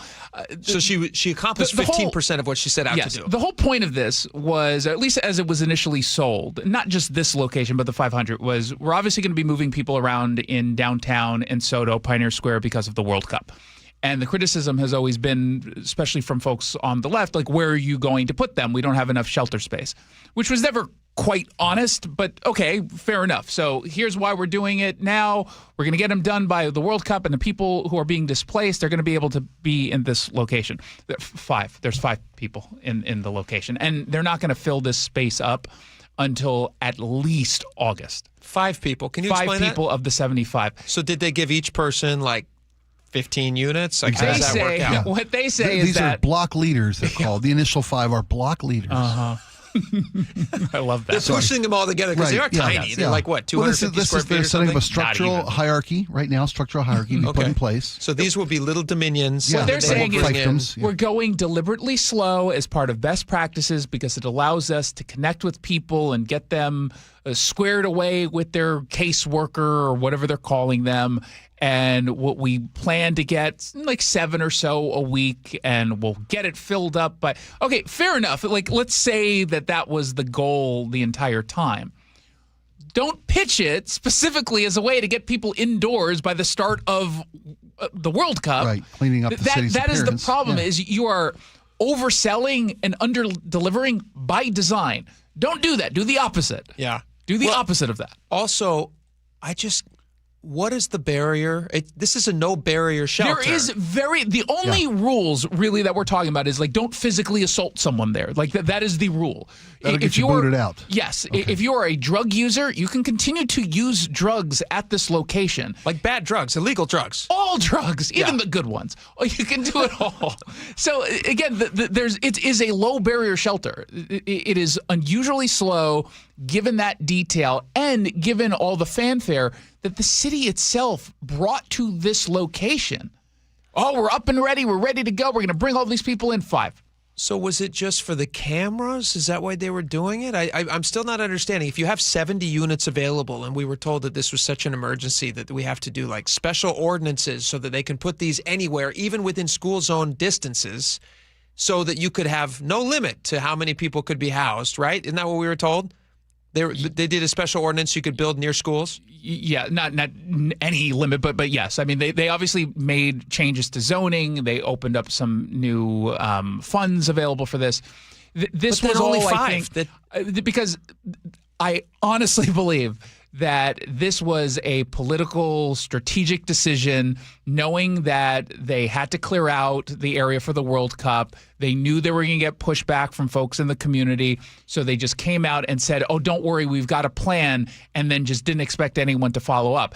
And to be clear, no one really followed up on this except for us at SeattleRed.com. Like, I haven't seen any media coverage of, okay, 2 weeks in, you said you were going to clean this up by the World Cup time. No one's there. Well, they've cleaned up Pioneer Square. Yes. For World Cup play because it's a pedestrian-only zone and there's fan fests and all the other things.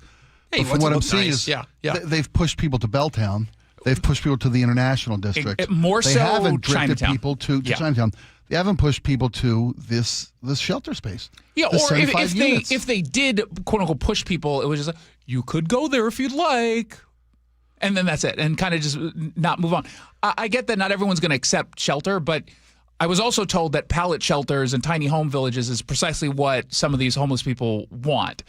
And there's no barrier. Wraparound services are optional. Well, what does that mean then? If that option's open, I mean, it's open. There's 70 spaces available. What does that mean then for the people who are on the streets right now and given this option? If they don't want this, if that is not true, then are these people just wanting to stay on the streets and to do drugs on the streets because it's kind of a nice time of year and why not be outside? This is the time. I mean, that actually is part of it, that they don't want to follow any rules whatsoever. They are comfortable where they are, quote unquote. And beyond that, there are some people who are dealing with such deep drug addiction, they don't know what decision to make. They can't. They're not capable of making the right decision, which is part of an underlying issue we have, particularly with people who are mentally ill, where if you don't take a tougher love approach on some of these people, they will die out on the streets. They're not capable of making the right decision for themselves. And if they don't have family members who are there to help make these decisions and really evangelize or advocate on their behalf, this is what happens. But this has been the problem for Seattle homelessness policy for decades. It's only getting worse because we don't have any teeth to any kind of enforcement. It's all carrot and no stick. Yes. To grab a phrase. They expect 5 to 7 a week? Is that is their goal. Where do they get that number? Because at that point, okay, if you're telling me you're going to have 24 by the end of the month. They didn't explain where that number came from other than this sort of just more general best practices, which I don't know Reaching if that's out, best offering practices. services, connecting people with you said the 5 that they have, they connect with caseworkers. But they knew when so they were forth. going to open. So I guess, a follow-up question I have is, well, did you do none of that before? Yeah, that's a good question. You created these relationships, presumably, with people out on the streets, and you know that it's not going to happen overnight for a lot of people. But generally speaking, and some of the work that We Heart Seattle does, for example, that's been really effective is they say, I will get you into shelter right now. I will put you in a bed in a detox facility today. Union Gospel Mission does basically the same thing when they're going around. I will bring you right now to get you into a shelter space. When Charlie Harger did an investigative piece about the homeless situation and services, didn't he say that they're not allowed to offer people rehab? The city is not allowed to recommend that you get clean. They're supposed to, in some way, affirm whatever choice you're making to be on the street. So they might hand you drugs. They're not going to say to you, hey, you know what? You should really stop doing drugs. They're not supposed to do that, according to Charlie's story. Well, so it depends on the unit that we're talking about. The city-specific one, the United Health, whatever they're called, the care team, they don't do that or traditionally have not done that. And I've done, walkthroughs with them, and it's part of the harm reduction model, which is, again, it is a total failure. Harm reduction does not work the same way Housing First does not work unless you change what you determine to be success, which is, well, we're making it slightly safer for people to continue to do drugs. Okay, if you want to completely redefine it that way, then yes, it's successful. Or no, well, Housing First is just getting people into Housing First, but there's more to that. Well, no, we want them in permanent subsidized housing. That's not success. I'm sorry. Let me ask you a question about this. Does this undercut Katie Wilson's message, which is it's all about housing? Like most of us, I think probably in the room, we would acknowledge a vast majority of the people that we would see living on the streets have either a substance abuse problem or some mental health issue that they're dealing with. When Katie Wilson was recently asked about this, I forget where it was, in the cocktail hour with the city or whatever it was. Civic cocktail. She said it's primarily a housing issue because Seattle is expensive. So doesn't this kind of take all the air out of that balloon that they have 75 units available for free, for no barriers, with air conditioning, by the way? And we just had one of the highest heat waves we've had in a while, and they can't get anybody in there. Doesn't that kind of just completely take the wind out of those sails? In a normal situation, yes. But I would argue that the facts have always taken the wind out of that, and yet they still continue to push that through. It is obviously not true but they can argue it. Well, on paper, it sounds like it's true, so we'll go ahead and pretend that it is. Did you see that story? We talked about this a little bit the other day. I think it was in Seattle Times, but a lot of local outlets were reporting on this. But you have the feds who said, we're not going to give money to this one, I think it was Los Angeles Regional Homeless Authority. It was L.A., yeah. It was L.A., and they've since, just under this administration, got rid of the Housing First model as what's accepted by them, HUD specifically. But the story was detailing how, okay, well, what does this mean for Seattle? Because we've got, that's the approach that they're also taking. Against the backdrop of the King County Regional Homeless Authority and them being like way up, having $44 million under budget, or over budget, excuse me. Yeah. And $13 million that's unaccounted for, and a Housing First model. And then in the story, they detail that the federal government they're going to give out $4 billion in aid to cities that have homeless issues, except they do not want to be continually throwing good money after bad with the Housing First approach. And which accounted for it? Was it 90% of that budget? 90% of the budget goes dedicated to the Housing First models across the cities that need these help. Yeah, and part of that, by the way, is because it's so expensive, and that's why the percentage is so high. But that just undercuts that makes the point of you're spending a whole bunch of good money on something that just does not work. And people still point to Salt Lake City and claim, because that's where the Housing First model really exploded and was legitimized by governments. They said they did this, and at the time they had said that they got to functional zero homelessness. And I write about this in my book. That was never true. It was never true. They never got to functional zero homelessness. They redefined how they were counting the homeless people. They were talking about chronic homeless people. They were talking about putting them into permanent subsidized housing, which was never what Housing First was supposed to be. Housing First can work if it is not permanent. It is temporary subsidized housing, and there come conditions for you to get the free housing. To move beyond the addiction part of it. Most people, Republican or Democrat, would say if you are someone who's suffering from mental health issues or a drug addiction, we will pay to keep you in treatment and housing for pretty much as long as it takes, so long as you're taking it seriously and you're actually getting the treatment. If you're choosing not to do that, most of us would say, well, why are we continuously paying for that? That does not make any sense. And so this unfortunately has become political. The left in this case has decided to embrace the Housing First and harm reduction at the same time, which are not compatible. I hope people can, we mentioned Charlie's piece earlier, did a great piece about the mayor of San Francisco, Daniel Lurie, who has picked up the stick and required their homeless community to seek mental health care and to seek sobriety. And they've hit a 15-year low in homelessness in San Francisco. Shocking that is what works. What more do Democratic mayors need to see than one of our own? As a Democrat, one of our own, figuring out that this insanity of doing the same thing over and over again, expecting different results, is not going to keep going, and the federal government's not going to keep giving you money. Let's try a more serious approach. Do you guys think that it has something to do with the amount of money that flows into these NGOs, which then also are like backing the 100% candidates who are pushing these things? I would like to believe that everyone who gets involved in advocacy around the homeless are in it 100% for the right reasons. I'm also smart enough to realize that when you have lots of money flowing into your organization and you're already making a ton of money just from a base salary, the people who run these things, and you realize all of that stops when you've solved the problem, I'm sorry, I'm a little suspicious as to whether or not you're truly going to solve the problem. I don't think that's for everyone, but I think a lot of people are working really, really hard at this. I also think, unfortunately, there's a lot of ideological blinders on that just say, well, we can't be quote-unquote conservative and have carrot and stick. That's not a conservative approach. That's the funny thing. It's not. San Francisco makes that point. Yeah, it'll be very interesting to watch because now Seattle has a choice. They can follow the LA model, which they're just trying to continue to do the same thing. Follow the Seattle model. Well, you don't have to look even south to keep doing what you're doing. Well, I was going to say Seattle could follow the LA, or they can follow the San Francisco model. Because there's two obvious examples of it doing it very differently, and one is getting results. Jason Rantz, we appreciate you coming in. Thank you so much. Thank you. SeattleRed.com has the story. Go check that story out, SeattleRed.com. Click on it, send it to your friends, share it, and we got a lot more coming up. Spike, what are we doing next? We got a lot of good stuff we haven't even gotten to yet. Deep fakes have gotten so good that experts are afraid of what they're looking at, and they can't tell the difference. Or Is the vacant Starbucks building destined to be a data center? Your choice. I say we try to get to both of them if we can. Let's do it. I'm very interested in the data center thing. Me too. With the moratorium that Seattle City Council has put on data centers. Yeah. Now this one, I guess, has to be very, very tiny in order to not be a massive data center. We'll talk about it next. Stick around.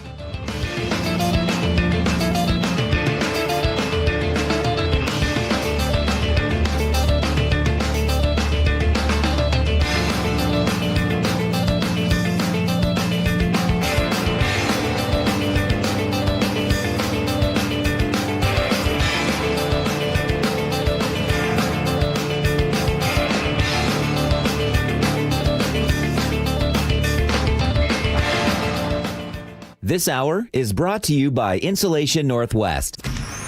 Choke Points with Chris Sullivan. With Choke Points, we try to answer listeners' questions. It can be as simple as a neighborhood stop sign, or it can be as big as the budget for transportation. I don't care. I'll find the answer for you. It's really easy to get a hold of me at mynorthwest.com. We have a direct link there that gets right to me. You can also do it in the app. You can hit me up on the text line. Choke Points, presented by Carter Subaru. Tuesdays and Thursdays on KIRO News Radio 97.3 FM. You could sleep through the night without thinking twice. You could take a seat in the middle of the theater. You could drive without worry of where the next restroom is. You used to say yes, and somewhere along the way, you stopped. Not because of one big moment, because of 100 small ones. A little more urgency, one more trip to the bathroom at 2 a.m., one more mental note about where the restroom is. It happened slowly enough that it just became you. But it's not you. It's enlarged prostate, and there's a treatment called aquablation therapy, the only ultrasound-guided robotic-assisted therapy for enlarged prostate. Find an aquablation therapist near you. Call Aquablation Seattle at 206-666-2466, 206-666-2466. That's 206-666-2466. All surgical treatments carry risks, and results may vary. Side effects may include urinary symptoms, mild pain, ejaculatory dysfunction, or infection. In rare cases, complications to the urethra and rectum may occur. Aquablation therapy may not be right for everyone. Talk to your urologist to learn more. Visit aquablationseattle.com. Healthcare costs are rising,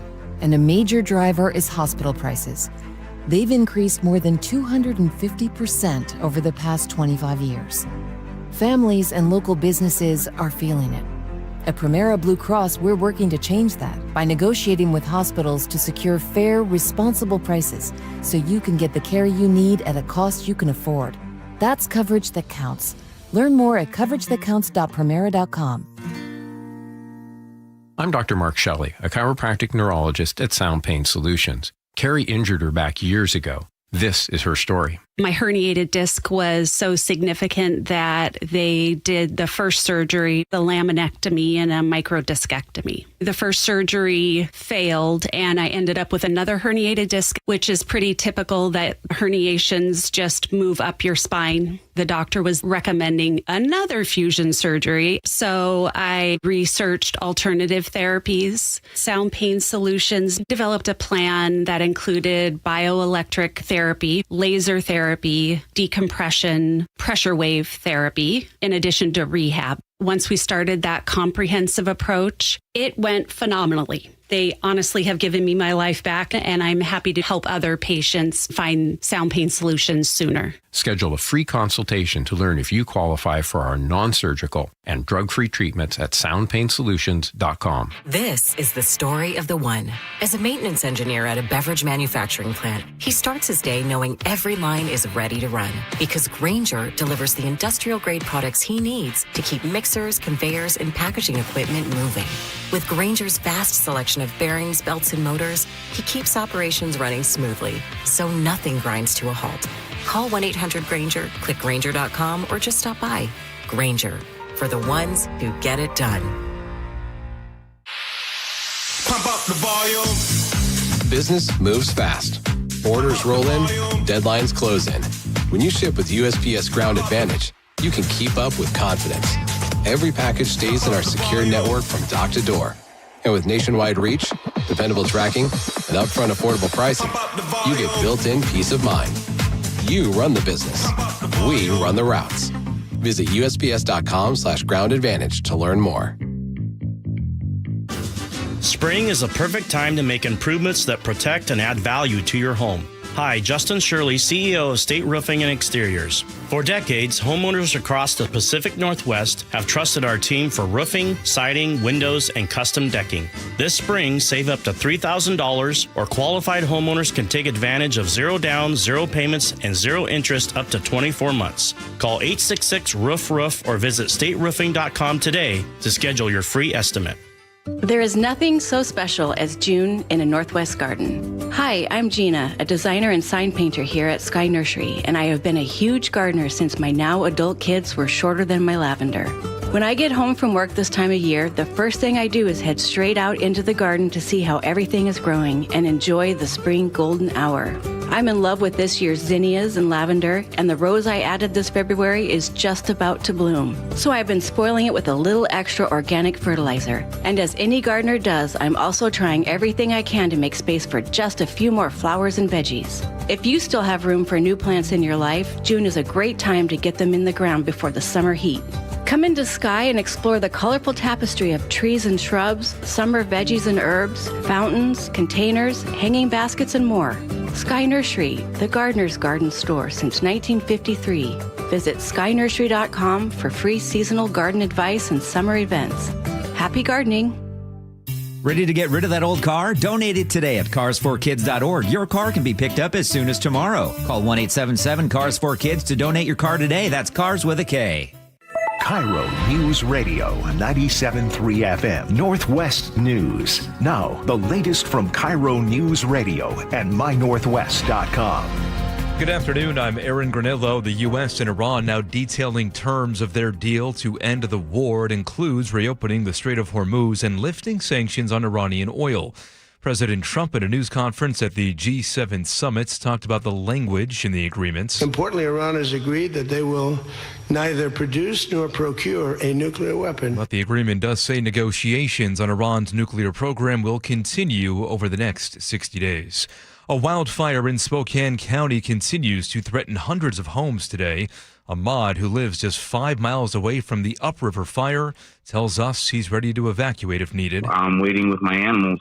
I'm just waiting for the call to actually leave to go to a friend's place that's further out. No word yet on where or how the fire started yesterday. It's about 10% contained and has burned about 300 acres so far. Last night, FEMA approved the state's request for federal disaster money to help fight the fire. Now to the closing bell reports. The Federal Reserve votes to keep interest rates right where they are. It's the first time board members are meeting with Kevin Warsh, serving as new Fed chair. Economic activity is expanding at a solid pace, despite elevated uncertainty that owes in part to the conflict in the Middle East. ABC's Elizabeth Schultze says more than half of the Fed's board voted in favor of raising interest rates at a later date this year. What we're looking at now is a drastically different outlook for the Fed, in that at the start of this year and even at the last meeting, we were expecting interest rate cuts. Well, now the possibility looks more likely from many Fed officials that it could be going higher. And markets turned lower on today's announcement. The Dow lost 507, NASDAQ down 354, S&P 500 lost 91 points. To the real-time traffic desk now, here's Nate Conner. Thanks, Aaron. Global Credit Union has the update. Northbound I-5 in Seattle is struggling just past the West Seattle Bridge. We've got a disabled vehicle partially blocking your right lane. And your bumper-to-bumper is starting at the north end of Boeing Field, South Center to Seattle, taking you a half hour. That's a 10-minute delay.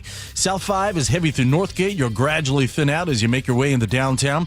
25 minutes from Linwood. Southbound 405, we're filling in between Factoria and Renton. It's up to 20 minutes now from Bellevue to Renton. Northbound 405 slows from South Center. It's pretty thick there in the S-curves. And if you're heading through Lacey, South 5, you're backed up from Lacey into downtown Olympia, starting near Pacific Avenue, to come into Olympia at 40 minutes.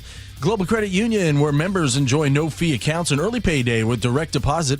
Learn more at globalcu.org. KIRO News Radio, real-time traffic. I'm Nate Connors. Fair skies today, a light breeze and highs in the mid-70s. Right now, sunny and 68 in downtown Seattle. I'm Aaron Granillo, KIRO News Radio. Your best source for local news. You're listening to KIRO News Radio, Northwest News.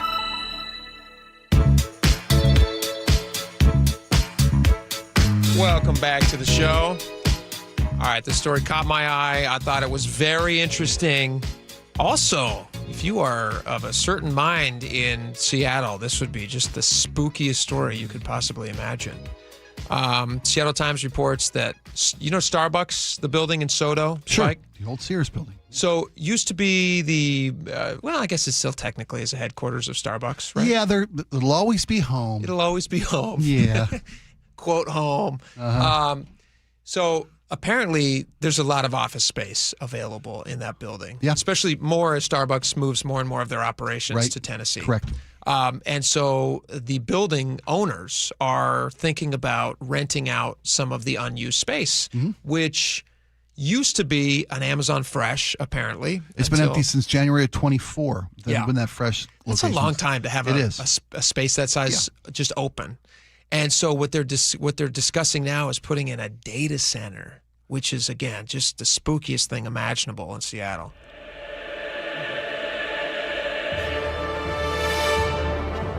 Don't worry, this is not a big data center.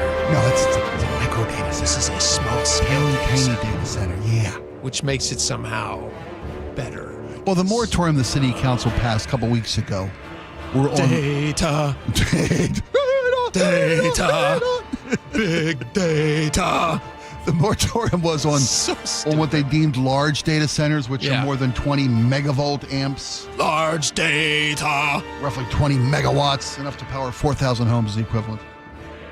This one will be 45,000 square feet of a 1.3 million square foot facility. Sure. So it's really not, it's 1/20th of that entire complex down in the SoDo, which is the Starbucks headquarters. And it'd be on the ground floor they're talking about, a small-scale data center. There are 10 different tenants looking at that space. Yeah. A lot of them in the home improvement categories. So they haven't made any decisions yet, but they got whiff of that a data center might be popping in. Whenever you hear the words data center, people immediately just tighten up. Sure. Go, oh, my gosh, data. What if data comes for us and it comes to get us? There was a really interesting article on, because one of the, you and I haven't really gotten into it on data centers, actually. We've kind of like danced around the edges, but we've not really talked about it a ton. Yeah. One of the biggest, if I were to ask you the biggest criticism of a data center, based on just a general feeling that people have about it, because recently Seattle City Council passed a 1-year moratorium, and they said they had like 56,000, I think, or 50-something thousand people expressing, we do not want data centers. We're nervous about data centers. It was a record amount of public comments on any topic. Amount of public comments, yes. So they were saying, no data centers, no data centers. If you were to... The only voice for the data center was that robot thing with no human skin that came in with the red glowing eyes and gave 2 metal thumbs up. I vote for a data center. Thumbs up. That's a good thumbs up Thank robot. you very much, yeah. That's a good robot. What would you say is the number one issue that people have with data centers? It would probably be the potential environmental impact that a data center draws with regard to water use and power use. That's what I would have said too. I would think environmental concerns would be among my top. Also, the impact on utility rates for a community, because when you got a big company coming in, sucking up some of the available power source. There you go. Yeah. So to combat both of those things, I was looking more into this. Like Puget Sound Energy recently announced, was it Puget Sound Energy that they were requesting a raise rate hike, 30% rate hike? Something like that. It was equivalent to $10 a month for a year. Is that what it was for long? I think it was more along the lines of $50 a month. Wasn't there one that was $50 a month raise? Oh, it was going to be $600 raise a year. You may be right. Oh, wow. Something around there. Anyway. That's no small nut. That's a big number, man. It's not a small amount. It's a big amount. And the reason that they listed that they were going to have to raise that rate is because they are, by law, in Washington State, required to comply with certain energy standards. Yes. That are arbitrarily set by politicians who come up with climate initiative standards. Yeah. And then they come up with these things and they say, well, we're going to be zero this or that. Damn the costs. We don't care. This is what we have to be. And then these energy companies have to figure out how to comply with that. And the only way to do that is they have to raise the rates on their utility right. Well, their users, you bet. Their customers. Their customers. Us. So you are paying for an arbitrary number that some politician ran and got elected on and has now set into law. Like, that's what's happening. Right. So that would be something. And those rate hikes would be more than energy consumption hikes based on data centers from the things that I've read. Okay. So here's the other thing, the water. And that's if they're tapped into local power as opposed to some of the larger data centers, which oftentimes now will, because they don't want to deal with these hassles, provide their own power sources. Yeah, self-power sufficient. A lot of them would be solar powered. Yep. A lot of them would be I think one of the reactors. One of the stated goals of the one-year moratorium of the Seattle City Council was to negotiate these. Study it. And to study what the effects can be, study what kind of leverage the city would have with regard to what requirements they can have of any new large-scale data centers. Gotcha. And I was asking Mike Lewis. We worked together a week and a half ago, and he's very schooled on this. Proximity with data centers is important. He called it there's a term he had for it, and I can't remember now. I had it a second ago. It's the lag time of a data center providing information, results of data being processed, and delivering that data through microfiber, right? So there's a lag time of even milliseconds can be detrimental to people. For example, stock traders are the best example. Sure. Right? Because trades that are made automatically at a certain number, when the computer hits it, and if you have even a half-second lag time, and get that number from the data center to the recipient, can cost millions and millions of dollars. I actually have a buddy who is an executive at a company back east that does exactly that, where they're making these trades, and proximity to Wall Street, which is now actually proximity to Wall Street's different now, because a lot of these trading, whoever's trading on Wall Street, a lot of that is moving to like Texas. Texas is getting a lot of that now. Really? And, because data center proximity to traders. Well, also because of taxes in New York. So anyway.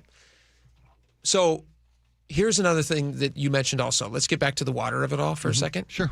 Seattle Red has a really interesting article on this, and they kind of dive into this water.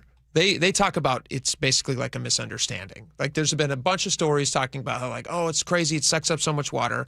This is from the article. I want to just read you a few of these headlines that they put together. This was at Seattle Red. Articles like AI chugs a bottle of water every time you chat with it, and quote, the dark side of data centers part 2, water guzzlers, give the impression that data centers are uniquely intense in their water consumption. Idaho's recently passed House Bill 895 claims data centers, quote, require significant amounts of water. Washington HB 2515 says data centers, quote, are also major users of water. Now, we value clean water here in Washington, obviously. We've got some of the best water in the world. Not at some of the elementary schools, but we've got some very good water. And what this highlights is he looks at this big data center that Meta is constructing in Idaho. And I'm going to read you a little bit of this because I think you will find this very interesting. Meta acquired the water rights for its center from the farmland on which the center is being built. Again, this is in Kuna, Idaho. The rights entitle it to 3.7 million gallons of water per day. Now, when we hear that number, that sounds like a lot, right? Yeah, 3.7 million gallons of water, you bet. Sounds like a lot. Okay. 2.5 million of which has signed over to the city of Kuna as part of the construction of a water treatment plant that Meta plans to donate back to the city. So this is where it gets interesting. They said this article talks about how 2 million gallons of water per day sounds like a lot, and that would be peak July, August, because that's when it's most water intensity. use is at its highest, sure. Well, and the heat. Yeah. When things are overheating. Need to cool the data center. Okay, yeah. So here's what he says. This is really interesting. The USGA's most recent state-level estimate recorded that Ohio withdrew 17 billion gallons of water per day in 2015. Crop irrigation, some of it done on land that data companies are now buying for construction, accounted for 86% of this total at 15 billion gallons of water per day. If this consumption total had not shifted significantly, the Meta data center would represent just 0.01% of Idaho's water withdrawals. And he goes on to talk about how it's basically like it's such a small percentage. It's like a third of what golf courses pull in. And nobody sits there and complains about golf courses. How could you complain about golf? And so it is. So basically what it highlights is some of the information that you're hearing about data centers, and maybe Seattle City Council will discover this, and that would be great. Yeah, that's the moratorium gives them time to learn. But let's not give into the fear mongering until we understand the realities. So something to be afraid of, right? Yeah. Something to be worried about. Is it really something to be worried about? Like, everybody wants clean water. We want to make sure they're doing it safely. But if it's far less than golf courses, which nobody's running and hiding from a golf course. We run to golf courses. We love them. Then what if we put data centers below putting greens? Done. Right? You can I'm right there. Cool them. Water hazard. Cool them. Suck it down. I like it. See? Yeah. Solution oriented. There's a solution right there. All right. We got a lot more coming up. The Stick data around. center open. That's a good I see it idea. happening right now. Yep. Spike's coming up with solves. Spike's solves. That's not a very good one. Solve it. Solve it. All right. We got a lot more coming up. Stick around. We'll be right back.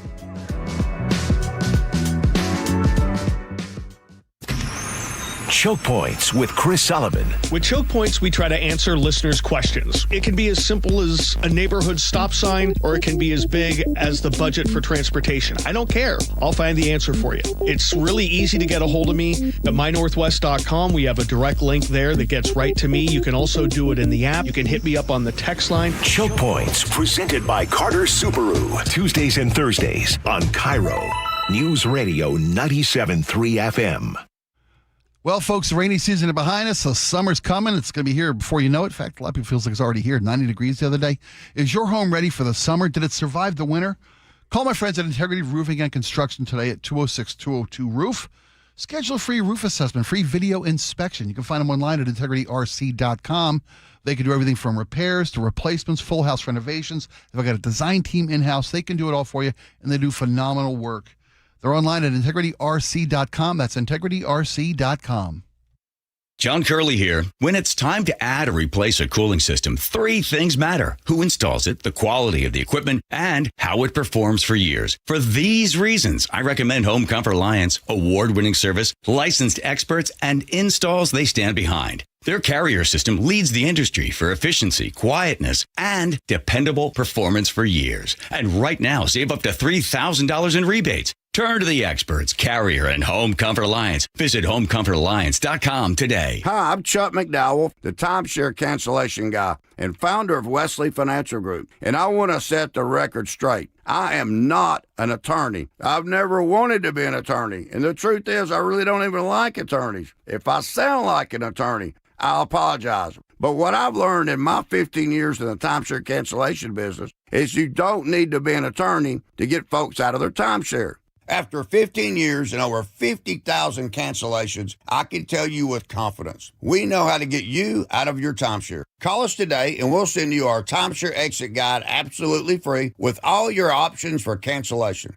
Attorneys, this was meant to be funny, so please don't sue me, especially my friend Kenneth from Black River Falls, Wisconsin. Call now for your free timeshare exit info kit. 800-881-8686. That's 800-881-8686. 800-881-8686. Hey, when was the last time you inspected your crawl space or your attic? What's the last time you went in there just to see what kind of shape they're in? Oh, never? Yeah, same. I don't want to go in there. Most homeowners completely avoid those areas, but it is important to check on them regularly. It's why you call Crawl Pros. They'll come out and go where you don't want to. Hey, it's Mike Salk here. And yes, when Crawl Pros came out to my place, they realized we had a little problem with our insulation. So they've set about fixing it and they did a great job. But if you've got the same problem, they'll also look to see what kind of energy rebates are available. Right now, local utility companies are incentivizing homeowners to make their home more energy efficient with proper insulation. And some homes qualify for several $1,000s in savings with these utility rebate programs. So don't just assume your crawl space and attic are in great condition. Do what I did.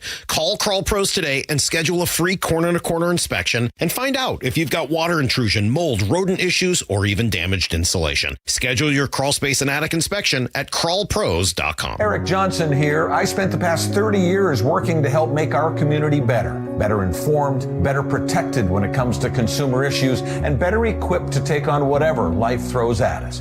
That's why I love the free Washington Accident book series from Davis Law Group. These books keep us better informed about the law, better able to protect ourselves on and off the road, and better off when all is said and done after an accident. Chris Davis didn't have to write these books. He did it because he saw a need. People who were in accidents or other legal situations didn't know what to do, what pictures to take, documents to request. Only a tiny fraction of the people who get these free books will ever become clients of Davis Law Group, but that's not the point. Chris wrote them because it was the right thing to do. The free Washington Accident Book Series is a must-have for drivers who want to be prepared for whatever the road might throw at them. Get yours at WashingtonAccidentBooks.com. For many people living with hemophilia, everyday activities can sometimes come with a risk of unexpected bleeds, and over time can lead to lasting damage, impacting mobility and independence. Today, the conversation around care is shifting from bleed management to proactive protection and joint health. Experts say treatment advancements are helping patients maintain higher levels of clotting factor for longer, reducing the risk of breakthrough bleeds that can contribute to joint damage. While some approaches focus on less frequent treatment, doctors emphasize that protection between doses and maintaining sufficient levels of clotting factor may be key to helping patients stay active long-term. To learn more about a different hemophilia treatment option, visit managinghemophilia.com and talk to your healthcare provider about whether it is right for you. Sponsored by Sanofi. Giving your liver a spring cleaning is easy with Active Liver. From New Nordic, search for Active Liver by New Nordic on Amazon, CVS, Wegmans, or GNC. G. Scott here. Safeway wants you to know SunBucks gives qualifying families $120 per child for summer groceries. Some families are signed up automatically. Others need to apply. Find out if you should apply at freesummermeals.org. Nearly half the homes in Western Washington are not properly insulated or not insulated at all. Sound like your home? Then call for your free inspection. InsulationNorthwest.com. Big Trees is Washington's premier tree sales and transplant company. Looking for a big selection of big trees? Visit Big Trees in Snohomish or BigTreeSupply.com. Beauty, privacy, instantly. Big trees. All right, welcome back to the show. Trying to remember when it started that we would get Amber Alerts on our phones. You guys remember when that actually became a thing that you would get? You couldn't turn it off. It just was a thing that your phone would be, everybody's phone would just beep. At the same time. At the same time. Yep. It's a very surreal thing, actually, when everybody's phone goes off. You just kind of, but it's very effective. And I used to complain about it a lot because a lot of times it's some domestic dispute and it's, like an estranged father or mother who doesn't have custody of the kids, who wants more time with the kids or whatever it is. The kid isn't necessarily in danger. And then that horrible stuff happened with oh God, what's the guy's last name? I should remember this. Travis, who was the guy, Spike? Decker. Yeah, Travis Decker. Totally changed my opinion on Amber Alerts, and I was totally fine with them coming to my phone. Like the very minor inconvenience of having an Amber Alert, I don't care about that now. Because at the time, do you remember that they had requested multiple times that an Amber Alert be issued? Yes. And for whatever reason, they didn't alert the public that those girls were missing, and then we obviously all know how that ended up, which was just a nightmare. Cellular alerts on the wireless networks began in 2023. 2023. Okay, I feel like it was recent. Yeah, that makes sense. Okay, so over the last couple of days, this would have been just Tuesday morning, like early Tuesday morning. So yesterday, there was a 6-year-old kid in Linwood who went missing. He apparently, this happened at, was it 2 a.m.? Is that when he was taken from his 10 p.m. 10 p.m. Yeah, 10 p.m. there was a disturbance call to Snohomish County Sheriff's Office. Right. So a domestic disturbance between this individual and a mother. He assaulted the woman and fled in the car with the child in the car. With the child. An Amber Alert was issued at about 2 a.m. in the morning on Tuesday morning that this kid was missing. But it did not make it to all of us. We didn't get it. It was on the boards, on the roadways. Yeah, websites would have had it, things like that. But it was not something that we were all woken up for. To our phone, yeah. So a lot of people are asking, now the kid has been found, safely returned to his mother. Dropped off at a family friend in my neck of the woods up in Shoreline. At 5:30 next morning, people woke up to find the boy on their front lawn. Jeez Louise. I mean, this could have been horrific. Could have been horrible. Deputies are still looking for the suspect, a 32-year-old Davy Johnson Garcon Donato. who's apparently the domestic assault victim's ex-boyfriend. Victim's ex-boyfriend, yeah. So the mother's ex-boyfriend. Why? So you looked into this. Why didn't we get an Amber Alert? They have what they call quiet time. I think if I've got the right, quiet hours. Quiet hours. They don't send out cellular alarms for Amber Alerts between 10 p.m. and 7 a.m. Okay. So they assume people are either going to be. I mean, I guess I understand if they're thinking that your likelihood, the point of an Amber Alert would be if you are out and about. If you see something, say something. If you see something, those are the least likely hours that you're going to be out and about and able to do anything about it. So I can understand why maybe there's a trade-off there. Yeah, it's a calculated decision to not alert everybody in a cellular area, in an area of need.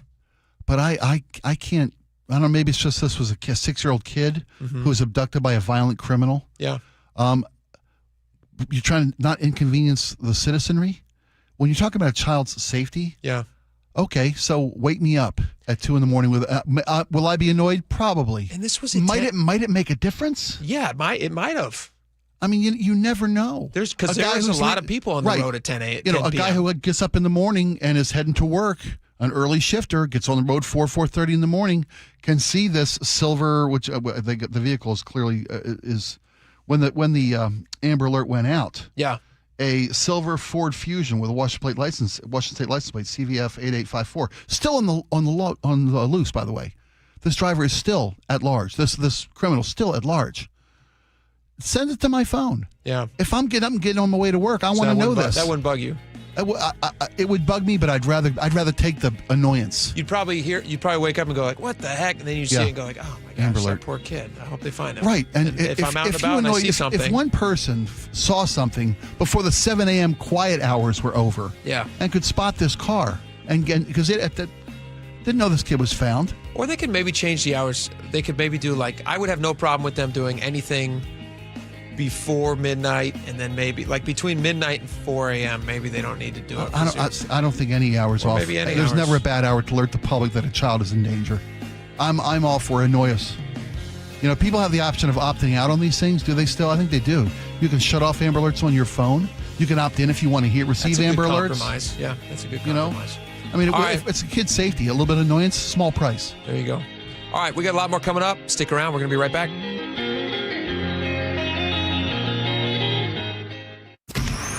Choke Points with Chris Sullivan. With Choke Points, we try to answer listeners' questions. It can be as simple as a neighborhood stop sign, or it can be as big as the budget for transportation. I don't care. I'll find the answer for you. It's really easy to get a hold of me at mynorthwest.com. We have a direct link there that gets right to me. You can also do it in the app. You can hit me up on the text line. Choke Points, presented by Carter Subaru. Tuesdays and Thursdays on KIRO Newsradio 97.3 FM. Your medication for enlarged prostate is working. That's what you tell yourself. You're up 3 times a night instead of 5. The urgency is manageable. The stream's not great, but it's fine. That's the problem. Fine. Enlarged prostate, or BPH, doesn't pause because the medication takes the edge off. The prostate keeps growing. The bladder keeps working harder. And over time, those changes can be harder to reverse. But surgery? Not for you, right? Aquablation is not the surgery you're picturing. It's the only ultrasound-guided, robotic-assisted therapy for enlarged prostate. Don't wait until things become unbearable. Find an Aquablation urologist near you. Call Aquablation Seattle at 206-666-2466. 206-666-2466. That's 206-666-2466. All surgical treatments carry risks, and results may vary. Side effects may include urinary symptoms, mild pain, ejaculatory dysfunction, or infection. In rare cases, complications to the urethra and rectum may occur. Aquablation therapy may not be right for everyone. Talk to your urologist to learn more. Visit aquablationseattle.com. Looking for a simple solution to hair loss this summer? Get the same breakthrough one-day treatment I received at Advanced Hair during their once yearly summer savings event. Your own natural hair begins to regrow the very next day, and Advanced Hair guarantees it will grow. Take advantage of your flexible summer calendar and get the most hair for your dollar during their best offer of the year. For details and a free consultation, call 425-449-8185, advancedhair.com. Hartley here from Wilcox Farms. For over 100 years, my family's been committed to doing what's right. At Wilcox Family Farms, that means caring for our hens with healthy pasture environments and a diet of organic grains and flax seeds. It's how we produce eggs that are wholesome, flavorful, and good for you. Next time you're at an egg case in your local store, we hope you feel good about choosing Wilcox eggs. Wilcox Family Farms, locally fresh since 1909. Always exhausted, loud snoring, keeping your partner awake? You could have sleep apnea and not even know it. South Seattle Smiles has a comfortable solution with no CPAP required. Most medical insurance accepted. Call 206-241-5533 today. SouthSeattleSmiles.com. Get more baseball for your buck with Mariners value options. Tickets for less than $12 to select games all season and the biggest ever value menu and beer lineup, featuring 36 items and available every game. Check it out at mariners.com/value. Healthcare costs are rising, and a major driver is hospital prices. They've increased more than 250% over the past 25 years. Families and local businesses are feeling it. At Primera Blue Cross, we're working to change that by negotiating with hospitals to secure fair, responsible prices so you can get the care you need at a cost you can afford. That's coverage that counts. Learn more at coveragethatcounts.primera.com.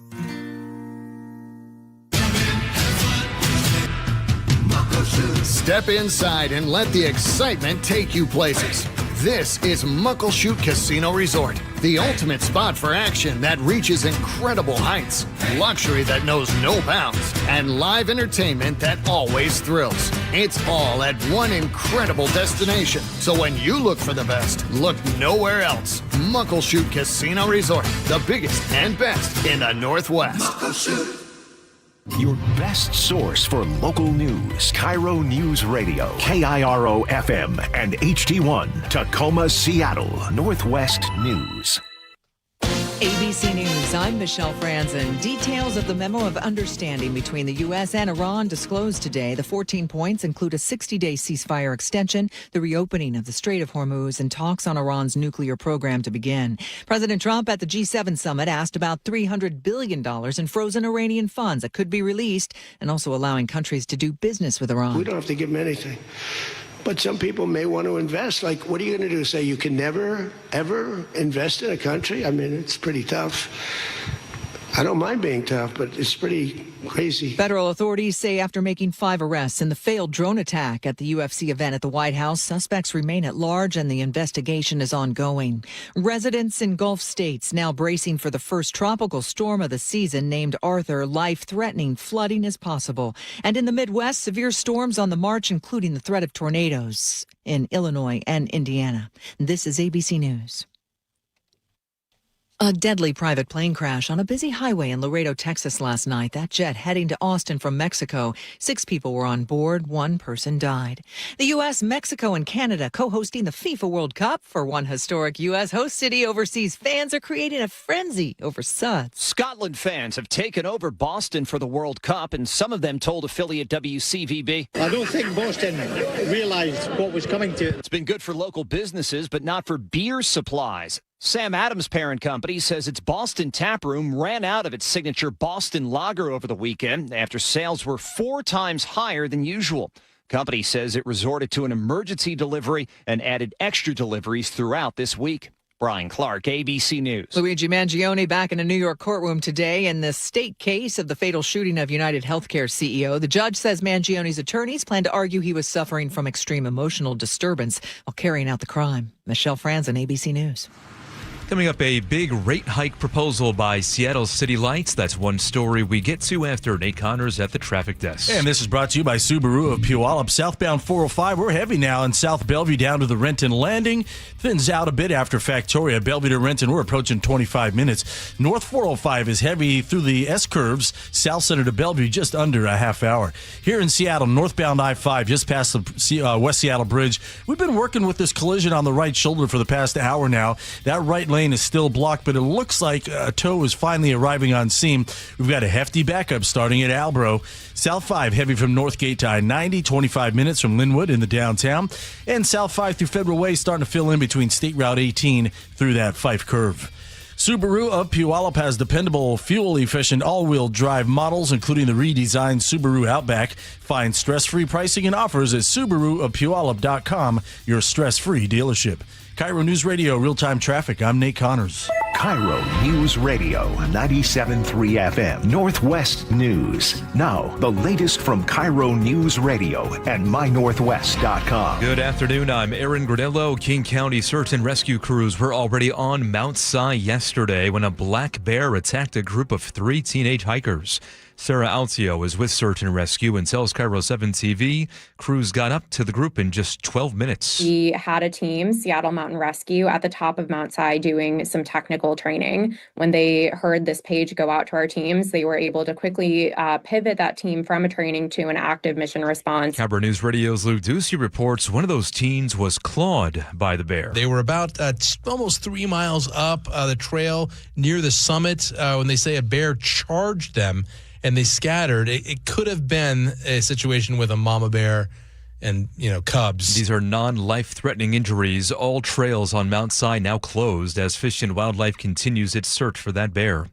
6 people are in jail. 13 women and kids are getting help after a Seattle police operation on Aurora Avenue. KIRO 7 TV's Dee Dee Sun reports. The Seattle police say 10 women and 3 minors were found being sexually and financially exploited around Aurora Avenue over the weekend.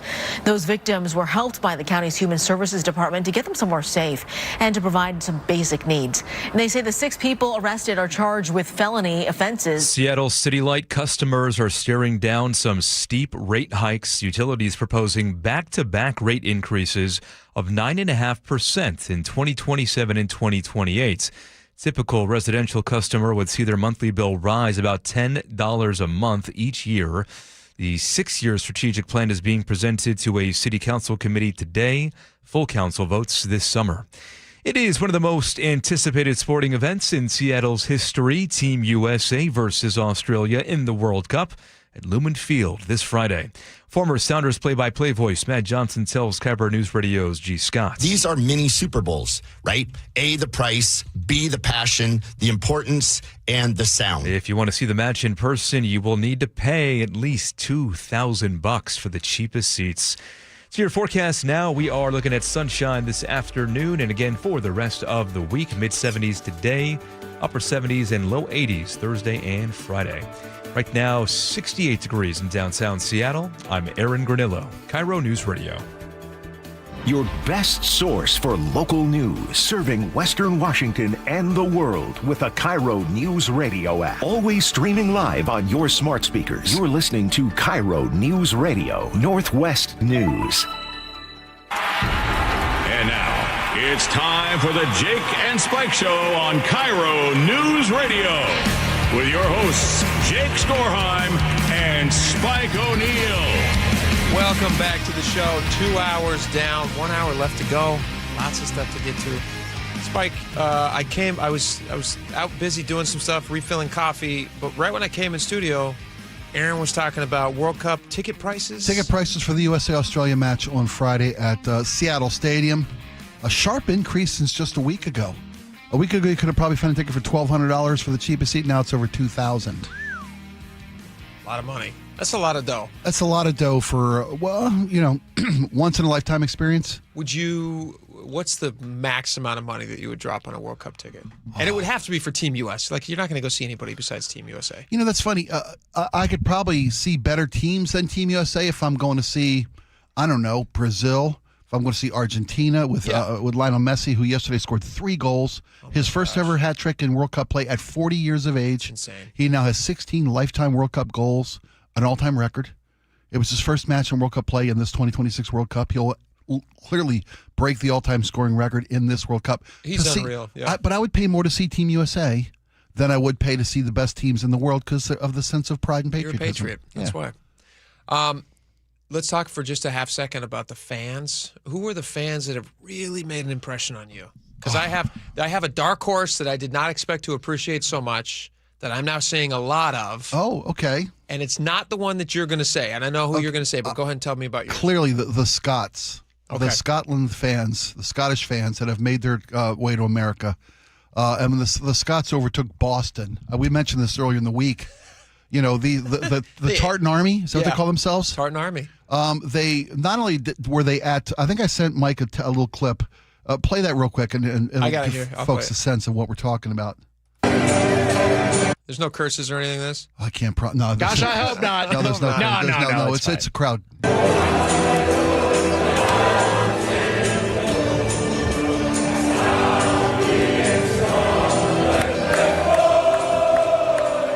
You take the high road, I'll take the low road. This is great. This is in Boston? This is at Fenway Park. Oh, man. During a TV timeout. And they had to resume the game with them singing through. They wouldn't stop singing. They sang, I Would Walk 500 Miles, a Scottish band, the Proclaimers. Yeah. That thing, they made the mistake of playing that during the intermission. You know what? Oh, my gosh. Scotland fans are great. I watched a video of, again, like you were saying, they drank Boston under the table. They drank Boston which is dry. impossible, but they somehow accomplished it. Aaron just reported on that. He said they ran out of Samuel Adams Boston Lager. Drank them dry. This is how much of a gripe the Scots have against the Irish. They're like, we're gonna drink you out of house and home. So I watched a video of all the Scots singing "Take Me Home, Country Road." Oh.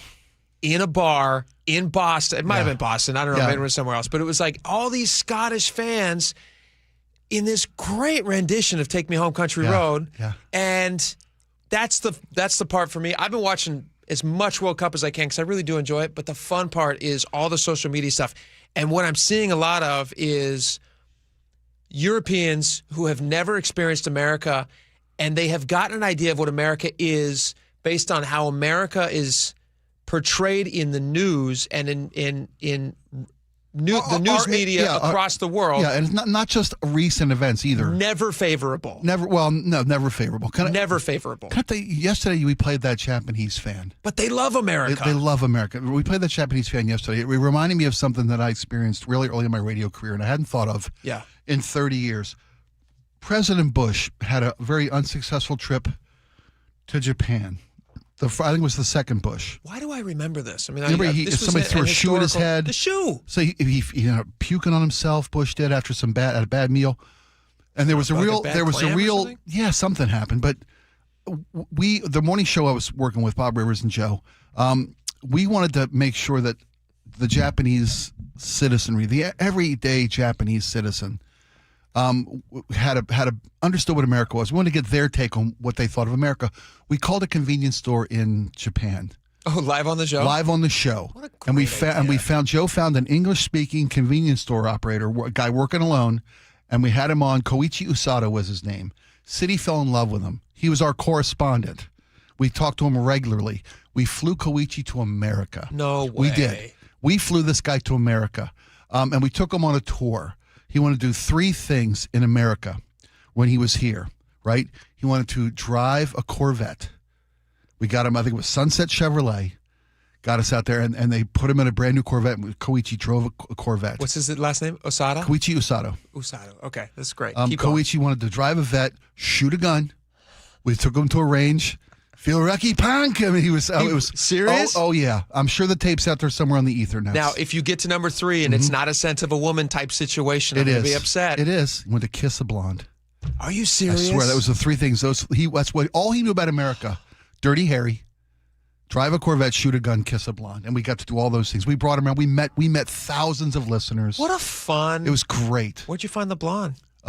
They came out of the woodwork. Yeah, I bet. They came out of the woodwork. That's fantastic. Koichi I haven't thought about that wonderful young kid. If you have not heard this interview, this is from yesterday. We're just talking about fans that we love so much. This went viral. This was in Dallas. Fox 4's reporter was talking to a Japanese fan who was in town for, I think it was Japan-Netherlands game, which they tied 2-2. And then they went viral because the Japanese fans have a tradition when they go to international games and on the World Cup stage, they've been doing this since 1998, they will clean up their section, like every single drop of trash, popcorn bit, soda pop lid, no matter what it is, they bring their own trash bags and they will ferry that trash out of the stadium as a way to show respect for welcoming them into their stadium. As a visiting fan base, yeah. So that's what they did. So they caught up with one of those fans and had a great interview. He doesn't speak a lick of English, and she obviously doesn't speak Japanese. Or English very well. Yeah. She's not far behind him. And that didn't stop him from having a great interview. Wonderful.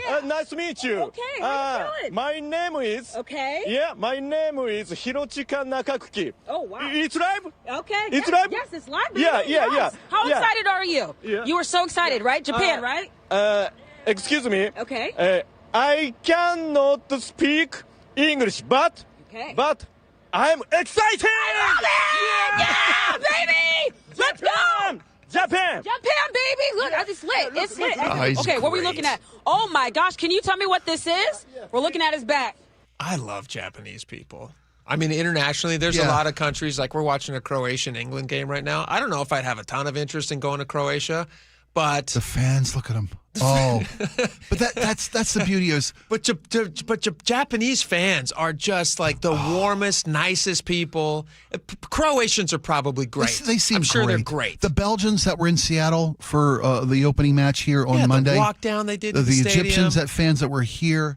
Egyptians that's that walked the thing. like the Egyptians. It's a multicultural experience of World Cup soccer. Yeah, it's fun. That's the plus for this city. The people that I've been really, the algorithms that you said you got a dark horse fan favorite now. Norwegians. The Norwegians are doing the Norwegian longboat row everywhere. They're doing it up escalators. Show me that video. They all sit on escalators and they row like they're on a longboat. And then I saw one the other day where they got all these fans together, none of them Norwegian. They were just like leading this giant row in. They all sat down on the ground wherever they were at. It must have been like Dallas or something. I don't know where they're at.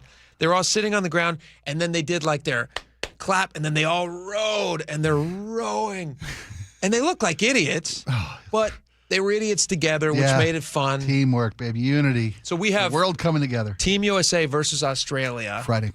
That'd be fun to try to get an Australian on the phone. I don't know, the language barrier would be a problem, but...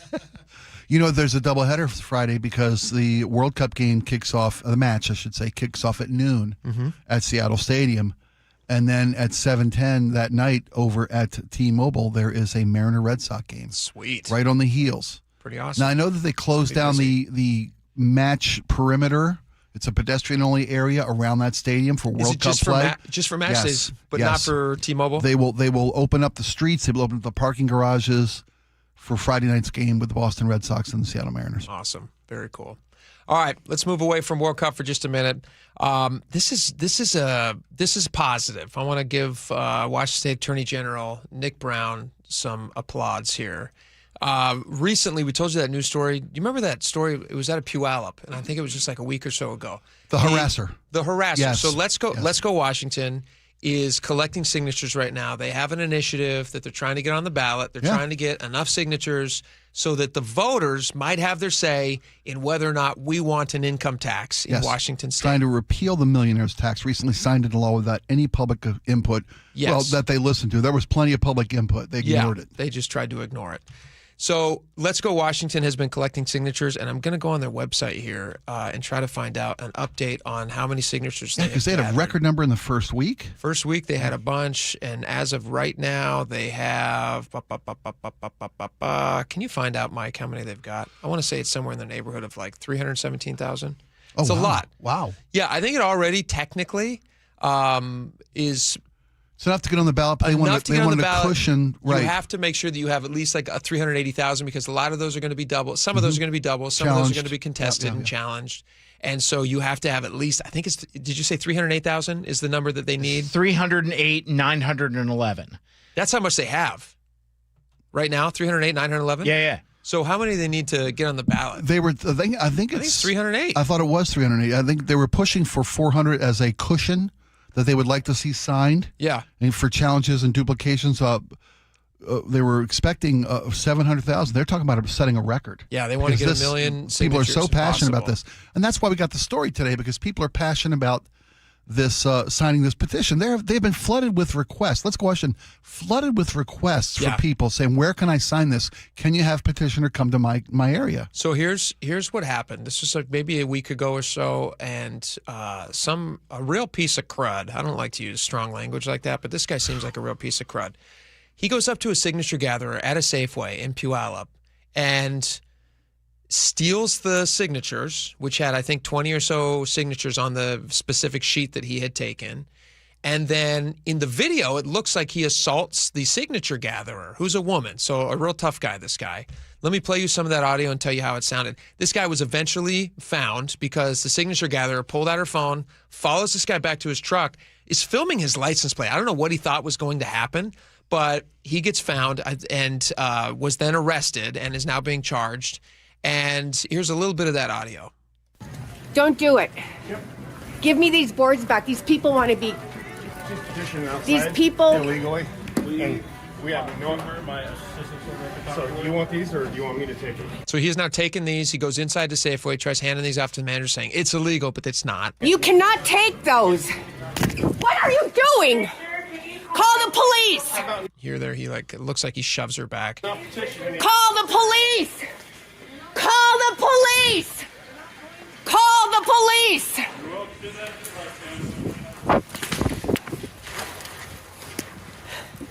How about not petitioning when you're not supposed to, huh? Yeah, you can't read. The cops are letting me stay. The cops are... You're not above the law. Alderwood case lets me be here. Alderwood? Yes. No. Can you imagine? I'm just going to pause this for a second. Can you imagine this guy, what his life must look like, that he feels like he needs to walk up to this woman who's out there trying to let people have a voice in an income tax? What does he have against somebody who doesn't want to have an income tax so badly that he has to rip it away from her and then tell her she's doing something illegal, which is not? Well, I hadn't heard the Safeway generally prohibits signature gatherers as a company policy. If there's a sign on their building that says I got to push back on that. I don't know if they. I mean, that's what I'm reading here. I've been in front of two Safeways in the last 2 weeks that have had signature gatherers out front and have set up tables. And every time that I go by one, the first one, I pulled over my car with my kids in the car and I stopped and we all got out and we went and I signed it because that's the first opportunity I had to sign one.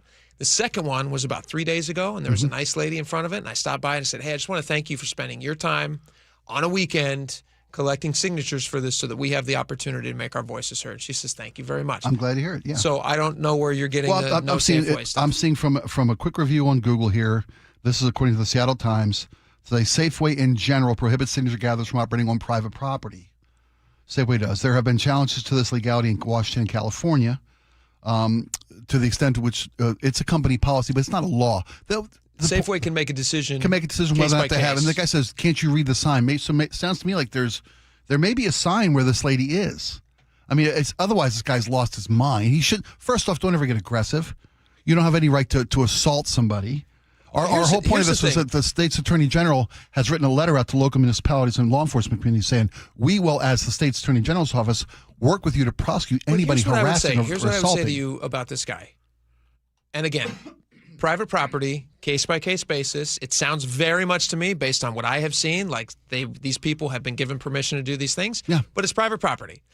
Where does this guy step in? And now he's the arbiter of what is private property and what Safeway is saying that these people can or can't do?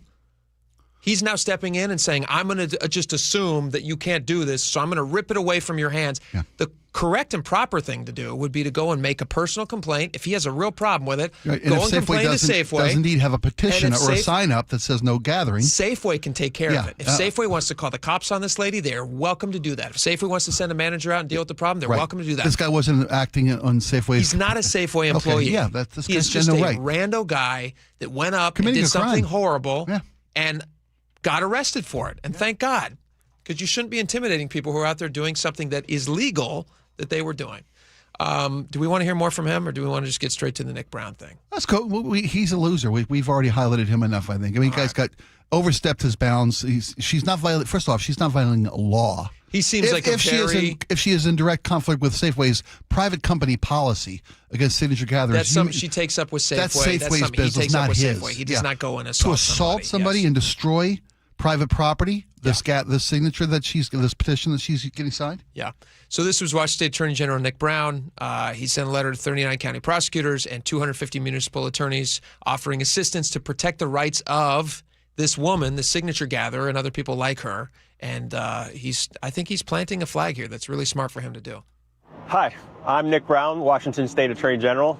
Want to take a minute to talk about a critical part of our system here in Washington where people have a voice in their democracy, and that's through initiatives and referendums. And if you've been paying attention these days, you might have seen people walking around with a clipboard like this, gathering signatures for various initiatives. I've also seen reports of people being harassed or assaulted when they're gathering signatures, and some reports of those signature gathering petitions being ripped up or destroyed. If you're doing that, knock that off. Don't with our democracy.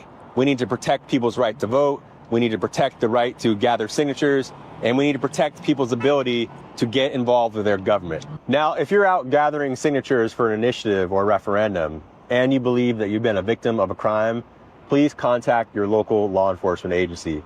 They have the authority to investigate and prosecute those cases. So in this case, the woman did look for prosecution. She Good found for it. her. Good Pierce for County. him. Man, wow. Here's the smart thing that I think Nick Brown is doing. I'm going to just a 30,000-foot view of this for a second. Okay. I think he's a very political guy. We've had him on the show. Yeah. We've talked to him before. I don't agree with a lot of his political stuff, but I do like that he was on Survivor. Here's what I would say about Nick Brown. I think he is reading the writing on the wall correctly, that this thing is very toxic. Nobody wants this so-called millionaire's tax / Washington state income tax to be shoved down your throats without the voters getting a chance to have a say. This will probably, in my opinion, this will probably be the thing. This will be Bob Ferguson's very short time in office. This will be his legacy. Jamie Peterson has got a good chance that he's probably also going to lose his job because of this. People hate this. And if Nick Brown is smart, which I think he is. Sounds like he is. I think he is now positioning himself to be on the side of people, if he were smart, because also the Attorney General's office also did help in the construction of the language, which led to them writing this in as an emergency clause, which actually took the people's voice away from this. He would be very, very well advised to, going forward, try to be the guy who's defending people's rights to have their voices heard and distance himself as much as possible from the Fergusons and the Petersons. Well, as Washington's duly elected Attorney General, he represents the citizens of Washington, not just the ones who agree with him. So he's also required by law to do this? Absolutely. I love that he is doing this. This is what he's required by law to do, yeah. but he should also be outspoken about. Yeah. And also, if I were him, I'd take a step away from the Peterson and the Fergusons, because I think he has a longer career ahead of him than they do. All right, we have a lot more coming up. Stick around. Bear back.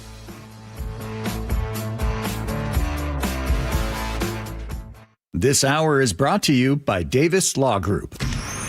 Choke Points with Chris Sullivan. With Choke Points, we try to answer listeners' questions. It can be as simple as a neighborhood stop sign, or it can be as big as the budget for transportation. I don't care. I'll find the answer for you. It's really easy to get a hold of me at mynorthwest.com. We have a direct link there that gets right to me. You can also do it in the app. You can hit me up on the text line. Choke Points, presented by Carter Subaru. Tuesdays and Thursdays on KIRO Newsradio 97.3 FM.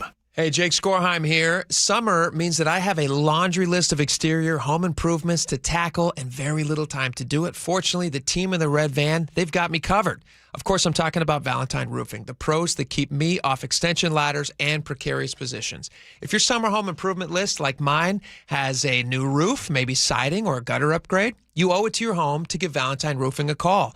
Once again, they've been awarded the best in the Pacific Northwest for roofing by the Seattle Times in 2025, and it comes down to two things: exceptional customer service, and they've got the best product, which is backed by a lifetime warranty. And you can get that customer service too. They call it the Valentine Experience. That's seamless communication, meticulous cleanup, and extra mile service. And right now, qualified homeowners can take advantage of $0 down, 0% financing with 6 months deferred interest when paid in full within the promotional period. Financing subject to approved credit. Call 206 Roofing today to schedule your free estimate. That's 206 Roofing. And remember, when you see the red Valentine van, you know your home is in good hands. Insulation rebates from PSE are at historic highs. American Crawl Space and Pest Services gave over $3 million in PSE insulation rebates last year, more than any contractor in Washington. Homeowners, business owners, and PSE trust American Crawl Space and Pest Services. Was your home built before 1990? Visit AmericanCrawl.com to see how much you can save on replacing your insulation. American Crawl, the heroes you call. Are you looking for the best deal on a new home? Discover the D.R. Horton Home of the Week. With new home communities from Lacey to Stanwood, ranging from the low 500s to the high 1 millions, D.R. Horton has the right home at the best value for you. Your new home is within reach, so what are you waiting for? Learn more about the D.R. Horton Home of the Week. Visit drhorton.com and schedule a tour today. D.R. Horton, America's builder, an equal housing opportunity builder. Honey, did you invite the minions over? Well, you know how we talked about getting Wi-Fi from Xfinity? Yeah. I ordered it this morning, was online in minutes, then they showed up. So they just came over to use the Wi-Fi? They even brought their own devices and spellbook. You didn't give them the new Wi-Fi password, right? No. That's good. I gave them our old one. Because Xfinity lets us keep the same network name and password so devices connect instantly. What do they want Wi-Fi for anyways?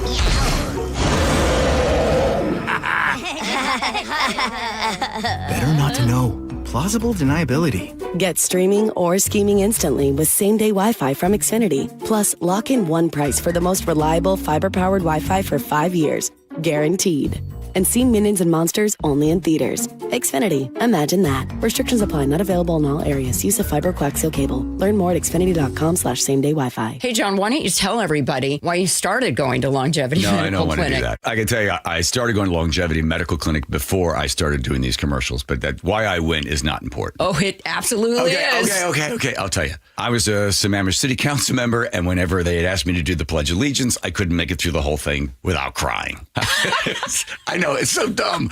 I mean, I know I'm patriotic, but what the heck? So I go into Longevity Medical Clinic, and I explain this to them, that there's something wrong with my hormones or something, and they see the testosterone and the estrogen are all out of balance. We balance all that stuff, and I can do the Pledge of Allegiance without crying. But I've also noticed that I deal with stress a lot better, don't I? Yes, you're a lot easier to live with because you're getting more sleep, you have more energy, you're better organized, and I'm not helping you look for your car keys every morning. Right, because now I've taken the steps to take care of my mind and body. I strongly recommend anybody get the free health analysis at lmclinic.com. That's lmclinic.com. Guys, tired all the time?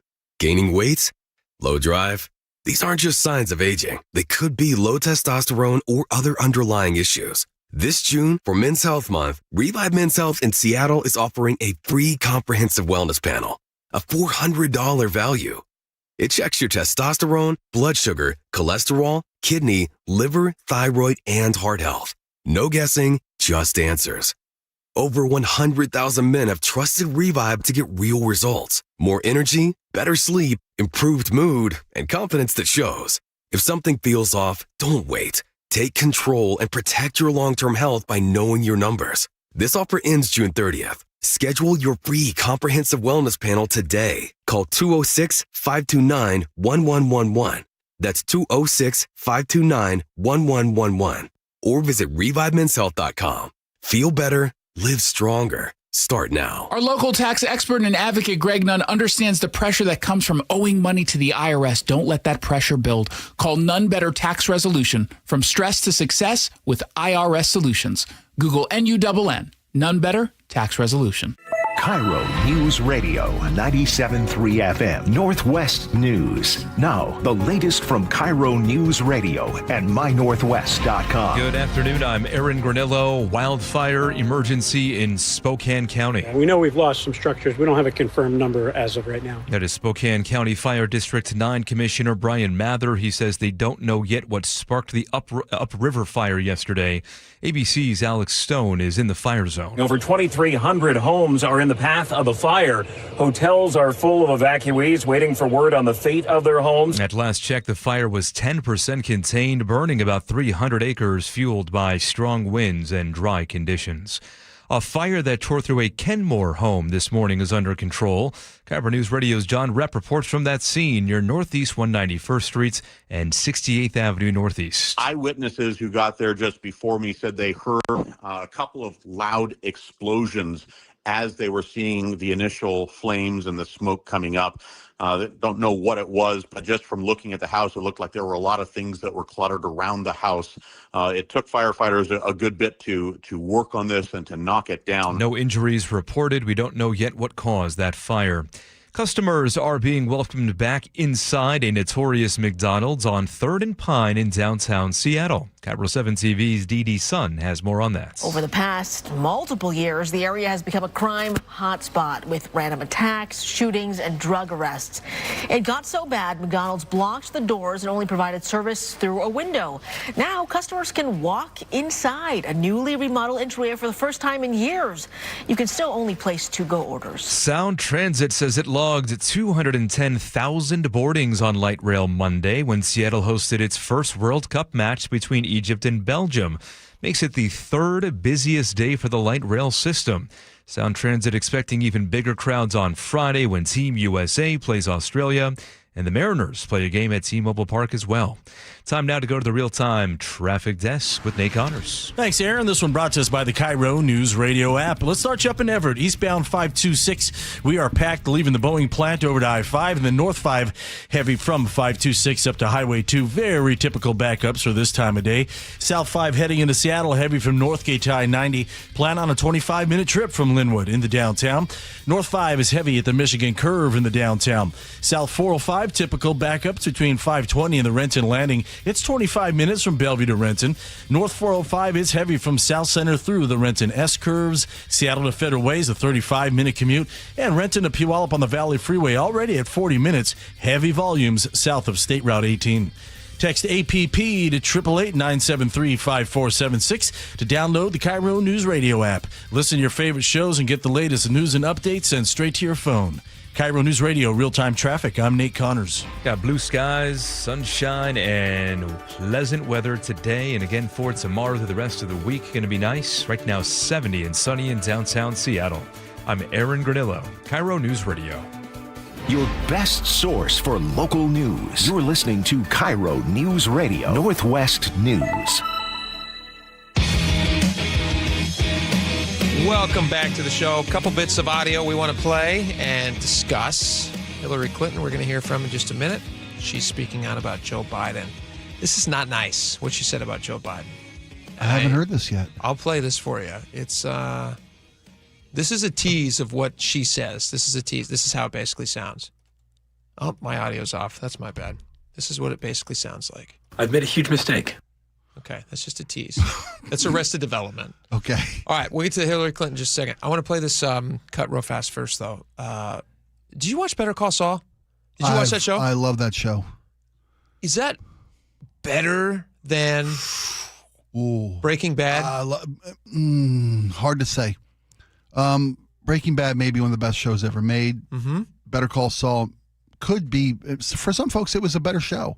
Might be the best spinoff of all time. That's a good thing. That's a great way to say all it. Time. I think that's probably the best spinoff. That character too, the Better Call Saul. The reason I'm talking about this is the Bob Odenkirk, who played Saul Goodman. Yeah, he put out a video celebrating America 250. He's sitting in his office. He is as Saul Goodman. Yeah. And who and if you haven't watched the show, Better Call Saul is like a cheesy strip mall lawyer who'll do anything to win. Who's got one of the giant blow ups, like inflatable waving inflatable whatever on top of his building. Want to sue somebody? Tell me about your life. I'll tell you who to sue. 100%. Yeah. And anyway, this is a little video that they put out. I don't know the reason for this other than just to promote America 250. But this was Bob Odenkirk as Saul Goodman, which must have been fun to go back to. But this is a little bit of that. Hi, I'm Saul Goodman. Did you know you have rights? Well, you do. Sure, they're old-timey. They were written by a bunch of guys in powdered wigs and knee socks. Boring! But believe it or not, they're still surprisingly relevant. Your rights include, but are not limited to, freedom of speech, freedom of assembly, freedom of the press, freedom against unreasonable searches and seizures, etc., etc. Wow, you lucky so-and-so. Look at you got rights coming out the wazoo, all because a whole bunch of good people, 250 years worth, sacrificed everything they had for this awesome wallpaper behind me. Know your rights. And for the love of Mike, don't ever give them up. I'm Mike, and I approve this message. That must be Mike Ehrmantraut. Is that the guy's name? Those characters are just so great. God, so I great. think you're right. I do. So I will agree with you. I think Breaking Bad is a superior show because it's the original. Yeah. And Bryan Cranston was just a force of nature in that Great, show. yeah. Some of the best acting of all time. But Bob Odenkirk as Better Call Saul, that spinoff was just genius. Because when you watch it originally, when you watch Breaking Bad, you don't think to yourself, hey, you know who would be a great character of his own show? No, he doesn't. Super great arc. He doesn't scream leading man. No, but he is. No, he's phenomenal. What is it about Bob Odenkirk that's so great? He can do anything. He's so versatile. So versatile. You seen Nobody? Have you guys seen Nobody? Oh, I seen Nobody too. Nobody too. It's good. It's good. I was making a joke, but also it's a fun movie. Great movie. That's one of the best movies ever, especially if you're if you're a guy of a certain age. Mm-hmm. Nobody it hits hard, as they say. There's a lot of nobodies in this country who, when I say that, I mean a lot of people who feel unseen, unrepresented in this country. And who are secretly CIA agents. Well, we can all relate a little bit to the guy. Yeah, he just feels like when you meet him, he's no different than me. Of course, he's got 3 years of special. He's got some training. It's he's so ruthless. Great. Such a fun. Well, while we're on the Odenkirk tip, I have a movie recommendation for you guys, though. It came out earlier this year. It's called Normal. And Bob Odenkirk is a sheriff in, he's like the one good guy in a bad town. I saw the ad. It rules. I liked it quite a lot. I saw it earlier this year. It came and went in theaters very quickly. It's probably on demand by now. But if you like Odenkirk and you like Nobody and Nobody 2, check out Normal. It's a good watch. Normal. I'll check it out. Okay, this is not normal. This is Hillary Clinton. Speaking of nobody. Talking about Joe Biden. Her feelings about this are normal. These are what most people felt about Joe Biden. Okay. But Joe Biden running in the state that he was in, many said it was not normal. And she was talking to CBS recently, and she had this to say about Joe Biden's re-election campaign that he ran, and unsuccessfully, obviously. And this is what she had to say to CBS News. He made a terrible mistake. He made a terrible mistake for himself, his legacy, and for the country. He had said that he would not run again.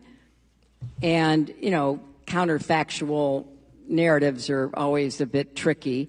But I believe if he had kept to that plan and said in, say, the late summer of 23 that he wasn't going to run, that he was going to pass the torch to the next generation, we would have had a real contest.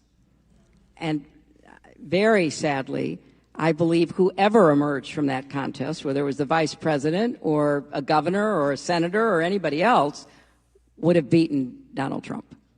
So I think it was a terrible miscalculation on the part of President Biden.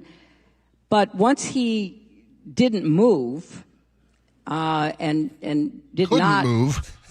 Admit that he had said he was going to step aside and then decided not to, and held on for as long as he did, we were in a terrible dilemma. Terrible. I've been saying this for 3 years. I've been saying the exact same thing. About Joe Biden? Biden ran as I'm a one-term president, said when he ran in 2020. Yeah. He said, I want to just get back to normal. I'm fighting for the soul of America. I want to bring back normalcy and decency. Yeah, I remember. He should have said at his inaugural address, should have been, I ain't running for re-election, and it's not necessarily her. Well, she pointed that out. He did say that at some point during his presidency, that I'm not planning on... Well, no, yeah, he did, but then he got talked into by his inner circle. I don't think it was his family. It was and First Lady Jill. It was all the hangers-on who were like, you like this power. Well, let's do it again. To be fair, I mean, you can disagree with the priorities, but he got a lot of things done in the first 2 years of administration. They got a lot of things. He knew it. Well, maybe he didn't know it. And you're right about that. We'll never know how deep in that pudding he was. I'll tell you who was the most accomplished in that presidency was that Otto Penn, for sure. Oh, come on with the Otto Penn. You know what's funny about this, though, is I do think it's interesting how she's kind of saying, like, he made such a terrible mistake. And she's like, how about we all agree that it's the worst mistake that any president in the White House ever made? I thought about it. I can't think of a worse thing you could do. There's nothing worse than any under president. the desk or in the alcove between the offices. With anybody, right. Nobody could have possibly done anything as bad as without this a terrible cigar. mistake. Nobody did anything this bad. Do we all agree on that? They're like, no, we're not agreeing on that. Maybe second. He came in second. So, yeah. But once he stepped away the way he did, and gave he did not step away. Well, once he was forced out, once he was chased out. Once he was forced out necessarily, the money that was committed to that campaign could only go to the ticket, the Kamala Harris, Joe Biden ticket. That's the legal realities of that moment they found themselves in. If they had opened themselves up to an open primary at that juncture, all the campaign infrastructure that was put in place, all the funds that were raised, could only go to Harris. They really tied their hands. He tied their hands. We don't have time to get into it now. We should argue about that sometime. Sure. Yeah, I would disagree with that, but. And the fact that she was nobody voted for her was the albatross that hung her. That could have been the difference in the race. Yeah, I agree with you on the final point that it did not work out well for Joe Biden, and I agree with Hillary that it was a terrible mistake. But I don't think it was the worst mistake that was ever made in the White House. I agree with you on that one. Yeah, she is really trying to over here. Woohoo! Something cobwebby over here. We got a lot more coming up. Let's do some text messages next. That's great. Stick around. We'll be right back.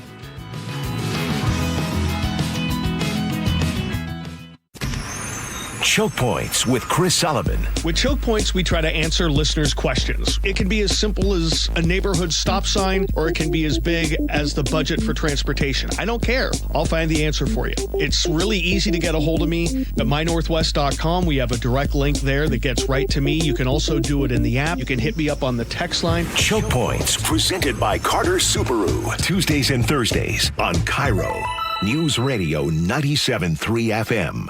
Hey, Spike O'Neill for Aegis Living. Recently, my aunt had surgery, and she was home the next day, as is often the case, but we weren't sure as a family if we were ready or equipped to give the kind of care that my aunt deserved. So we called my friends at Aegis Living and asked about respite care. That's short-term care at an Aegis Living facility. 2 days, 2 weeks, whatever's needed. It provides 24/7 expert care, all the amenities of an Aegis Living community, and the peace of mind my family and my aunt deserved. Go to aegisliving.com/spike, schedule a visit to a facility today, ask about respite care. That's aegisliving.com/spike. Take me out to big trees, take me to see the leaves. Privacy screens and evergreens, you already know they have thousands of trees. Big Trees for tree sales and transplants. Find Big Trees in Snohomish or BigTreeSupply.com. Summer's supposed to be fun. When the kids are home all day, the groceries, they add up fast. G. Scott here with a quick heads up from Safeway. There's a program called Sunbucks that gives qualifying families $120 per child for summer groceries. Some families are signed up automatically and will get a card in the mail. Others need to apply. Take a minute to check. It could really help put food on the table for your family. Head to freesummermeals.org to find out more. That's freesummermeals.org. I was walking my dog. I fell and ended up with 3 tears in my meniscus. I was sent to a surgeon and they said the only way to get this fixed is to have surgery. That just wasn't an option. I didn't want to jump into surgery without trying anything else. I'm Dr. Mark Shelley, a chiropractic neurologist at Sound Pain Solutions. We offer Jamie an alternative to the downtime and potential risks associated with invasive knee surgery. At Sound Pain Solutions, we help patients like Jamie avoid the side effects of painkillers, cortisone injections, and pain following surgery. Our comprehensive approach includes treatments like pressure wave, PRP, and advanced laser. These treatments reduce pain and restore mobility naturally. Now Jamie is able to do everything she enjoys without pain. I'm grateful for being able to wake up every day and not be in pain. To be able to go about my day has been amazing. Schedule a free consultation to learn if you qualify for our non-surgical and drug-free joint treatments at soundpainsolutions.com. John Gurley here. Who installs your new cooling system matters. I recommend Home Comfort Alliance for 50 years of award-winning service and top-quality Carrier products that deliver years of comfort. Save up to $3,000 in rebates. Visit HomecomfortAlliance.com. You could sleep through the night without thinking twice. You could take a seat in the middle of the theater. You could drive without worry of where the next restroom is. You used to say yes, and somewhere along the way, you stopped.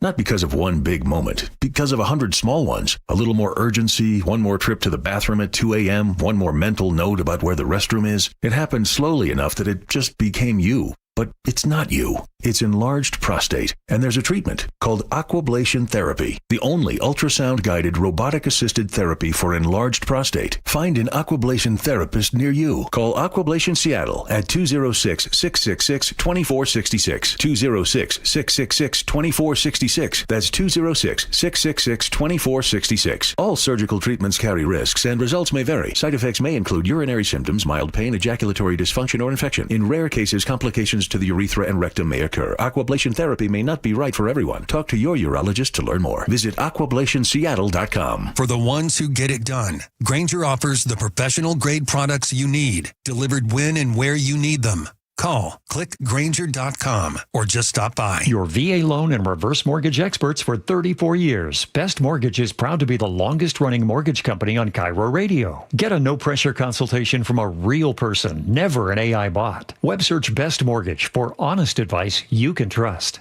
Hey there, Dawn Riling from Olympic Hot Tub with exciting news. Our mid-year clearance event is on. You'll score big savings on all in-stock saltwater hot tubs and fabulous saunas. Plus, deep discounts on newly released floor model swim spas. These deals are incredible. But don't wait. Our mid-year clearance ends June 30th. OlympicHotTub.com. Better you, better life. Olympic Hot Tub.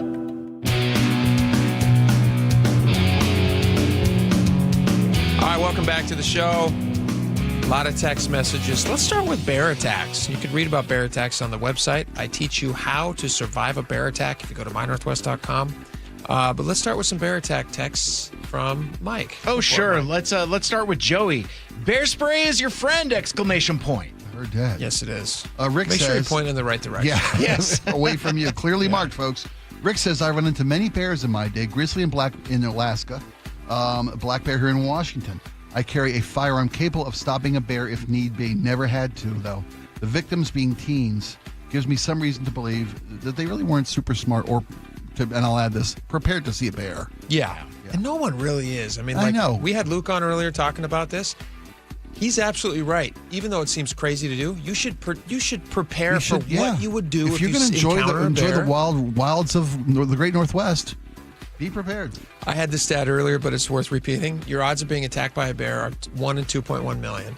Your odds of being struck by lightning are 1 in 15,000. So just, keep those things in context. And all right, 42406. Don't forget about Rainier beer pallet in your backpack.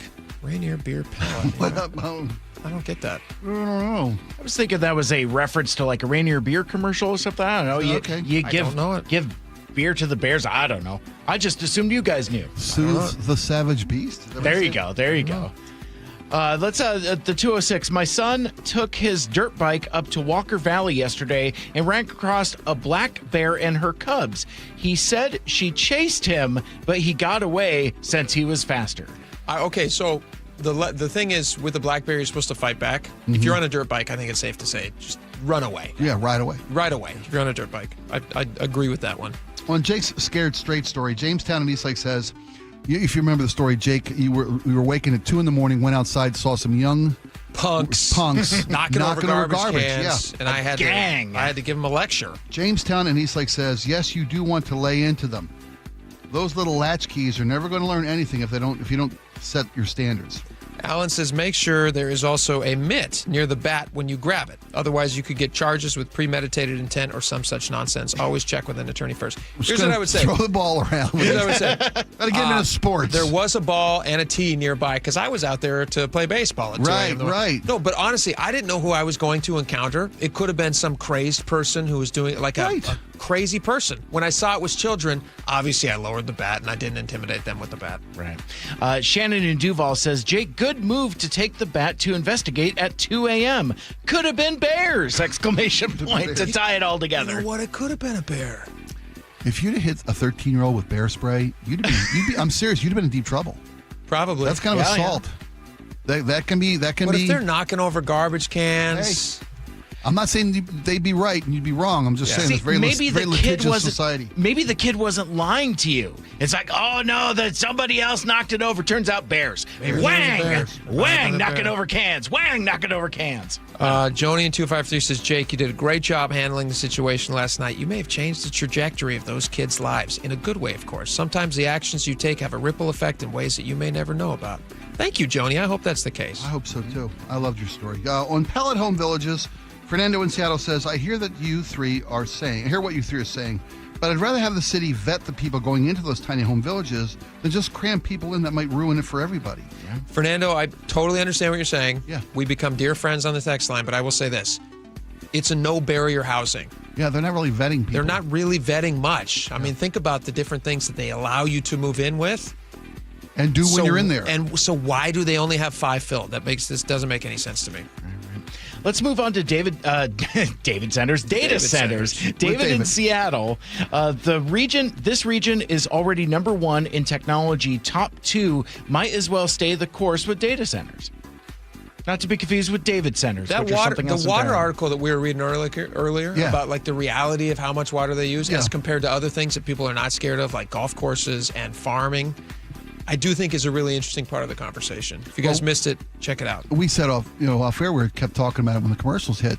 I think it's the fear of AI and the pushback against AI. That's true too. Data centers are getting just washed with that. Yeah, I think you're right.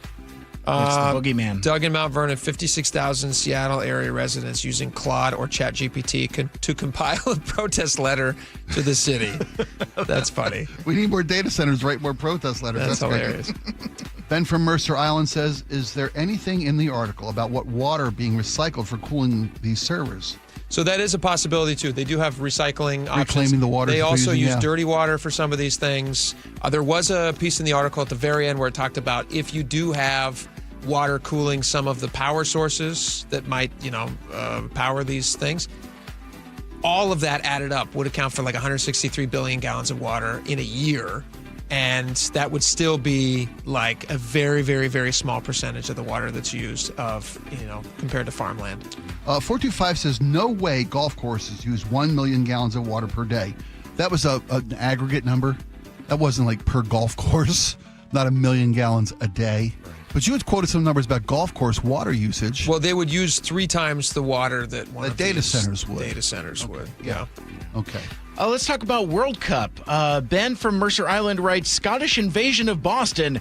That is a beautiful man! ! I wonder if he meant that is beautiful man. I think so. Yeah. I don't know. Maybe he heard talking somebody about one specific heard man somebody in that finds crowd beautiful? that really, warmed his cockles, as they say. 253 says, did you see the DR Congo team? Yes.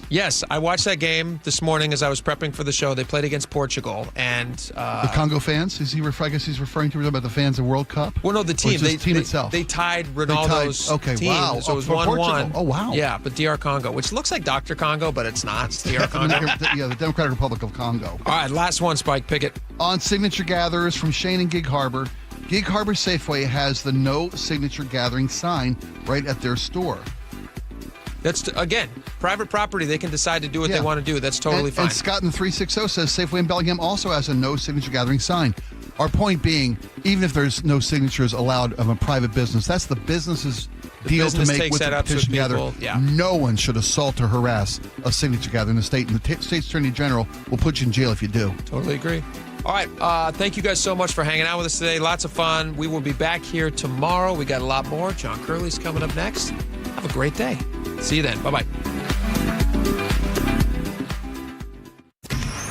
Choke Points with Chris Sullivan. With Choke Points, we try to answer listeners' questions. It can be as simple as a neighborhood stop sign, or it can be as big as the budget for transportation. I don't care. I'll find the answer for you. It's really easy to get a hold of me at mynorthwest.com. We have a direct link there that gets right to me. You can also do it in the app. You can hit me up on the text line. Choke Points, presented by Carter Subaru. Tuesdays and Thursdays on KIRO Newsradio 97.3 FM. This is the story of the one who keeps multiple buildings running smoothly day after day. Plumbing that flows, HVAC that hums, cleaning supplies that keep surfaces sparkling. That's why she counts on Grainger. With easy reordering online and 24/7 support, Grainger helps her keep the products she needs on hand. So shelves stay stocked and buildings stay ready. Call 1-800-GRAINGER, click Grainger.com, or just stop by. Grainger, for the ones who get it done. If the world were like a Sleep Number mattress, everything would adapt for your comfort. Because as your life changes and your body changes, Sleep Number mattresses adapt and shift to give you personalized comfort night after night. And right now, new mattresses start at $1,500 during our 4th of July sale. To experience a whole new world of comfort, visit a Sleep Number store or go to sleepnumber.com. Sleep Number. To a good life sleep. Endless hours of research, seeking referrals, dozens of calls. Hiring the right attorney can be a challenging process during an already difficult time. JP Pendergast with Pendergast Law explains. In Washington State, Tom, there are thousands of attorneys to choose from. Referrals and online research can be helpful, but discovering the right attorney requires a conversation. It can be hard to identify integrity and authenticity without that interaction. So, what do you recommend? We encourage anyone looking for personal injury representation to call for a free consultation with our team before making a decision simply based on referrals or online research. Accident victims need an attorney that listens, demonstrates honesty, and is genuinely understanding of their unique circumstances. The care, attention, and preparation that our firm provides throughout the case mirrors the effort involved when taking on the insurance companies. Save time and avoid mistakes after an injury. Contact the caring and compassionate team at Pendergast Law. If you or a loved one has been injured in a car accident, call Pendergast Law. We can help. How does your roof look after this winter? Justin Shirley, CEO of State Roofing and Exteriors. Spring into action today. Save $3,000 on a new roof, siding, deck, or windows. Call 866-ROOF-ROOF or visit stateroofing.com. Are you looking for the best deal on a new home? Discover the D.R. Horton Home of the Week. With new home communities from Lacey to Stanwood, ranging from the low 500s to the high 1 millions, D.R. Horton has the right home at the best value for you. Your new home is within reach, so what are you waiting for? Learn more about the D.R. Horton Home of the Week. Visit drhorton.com and schedule a tour today. D.R. Horton, America's builder. An equal housing opportunity builder. Always exhausted, loud snoring, keeping your partner awake? You could have sleep apnea and not even know it. South Seattle Smiles has a comfortable solution with no CPAP required. Most medical insurance accepted. Call 206-241-5533 today. SouthSeattleSmiles.com. If you have unfiled taxes or are in debt to the IRS, this is important news. Did you know the IRS has programs specifically designed to help people struggling with tax debt? Powerful tax assistance programs that can save you thousands if you qualify. No one knows these programs better than the experts at Optima Tax Relief, America's most trusted tax resolution firm, A-rated by the Better Business Bureau. Their award-winning tax attorneys and licensed professionals have resolved over $3 billion of tax debt for their clients. One call to Optima can start the process, helping to put an end to your worries about wage garnishment, asset seizure, and other aggressive IRS actions. Find the best options to solve your tax problems. Call the experts at Optima Tax Relief today for a free consultation. Call 800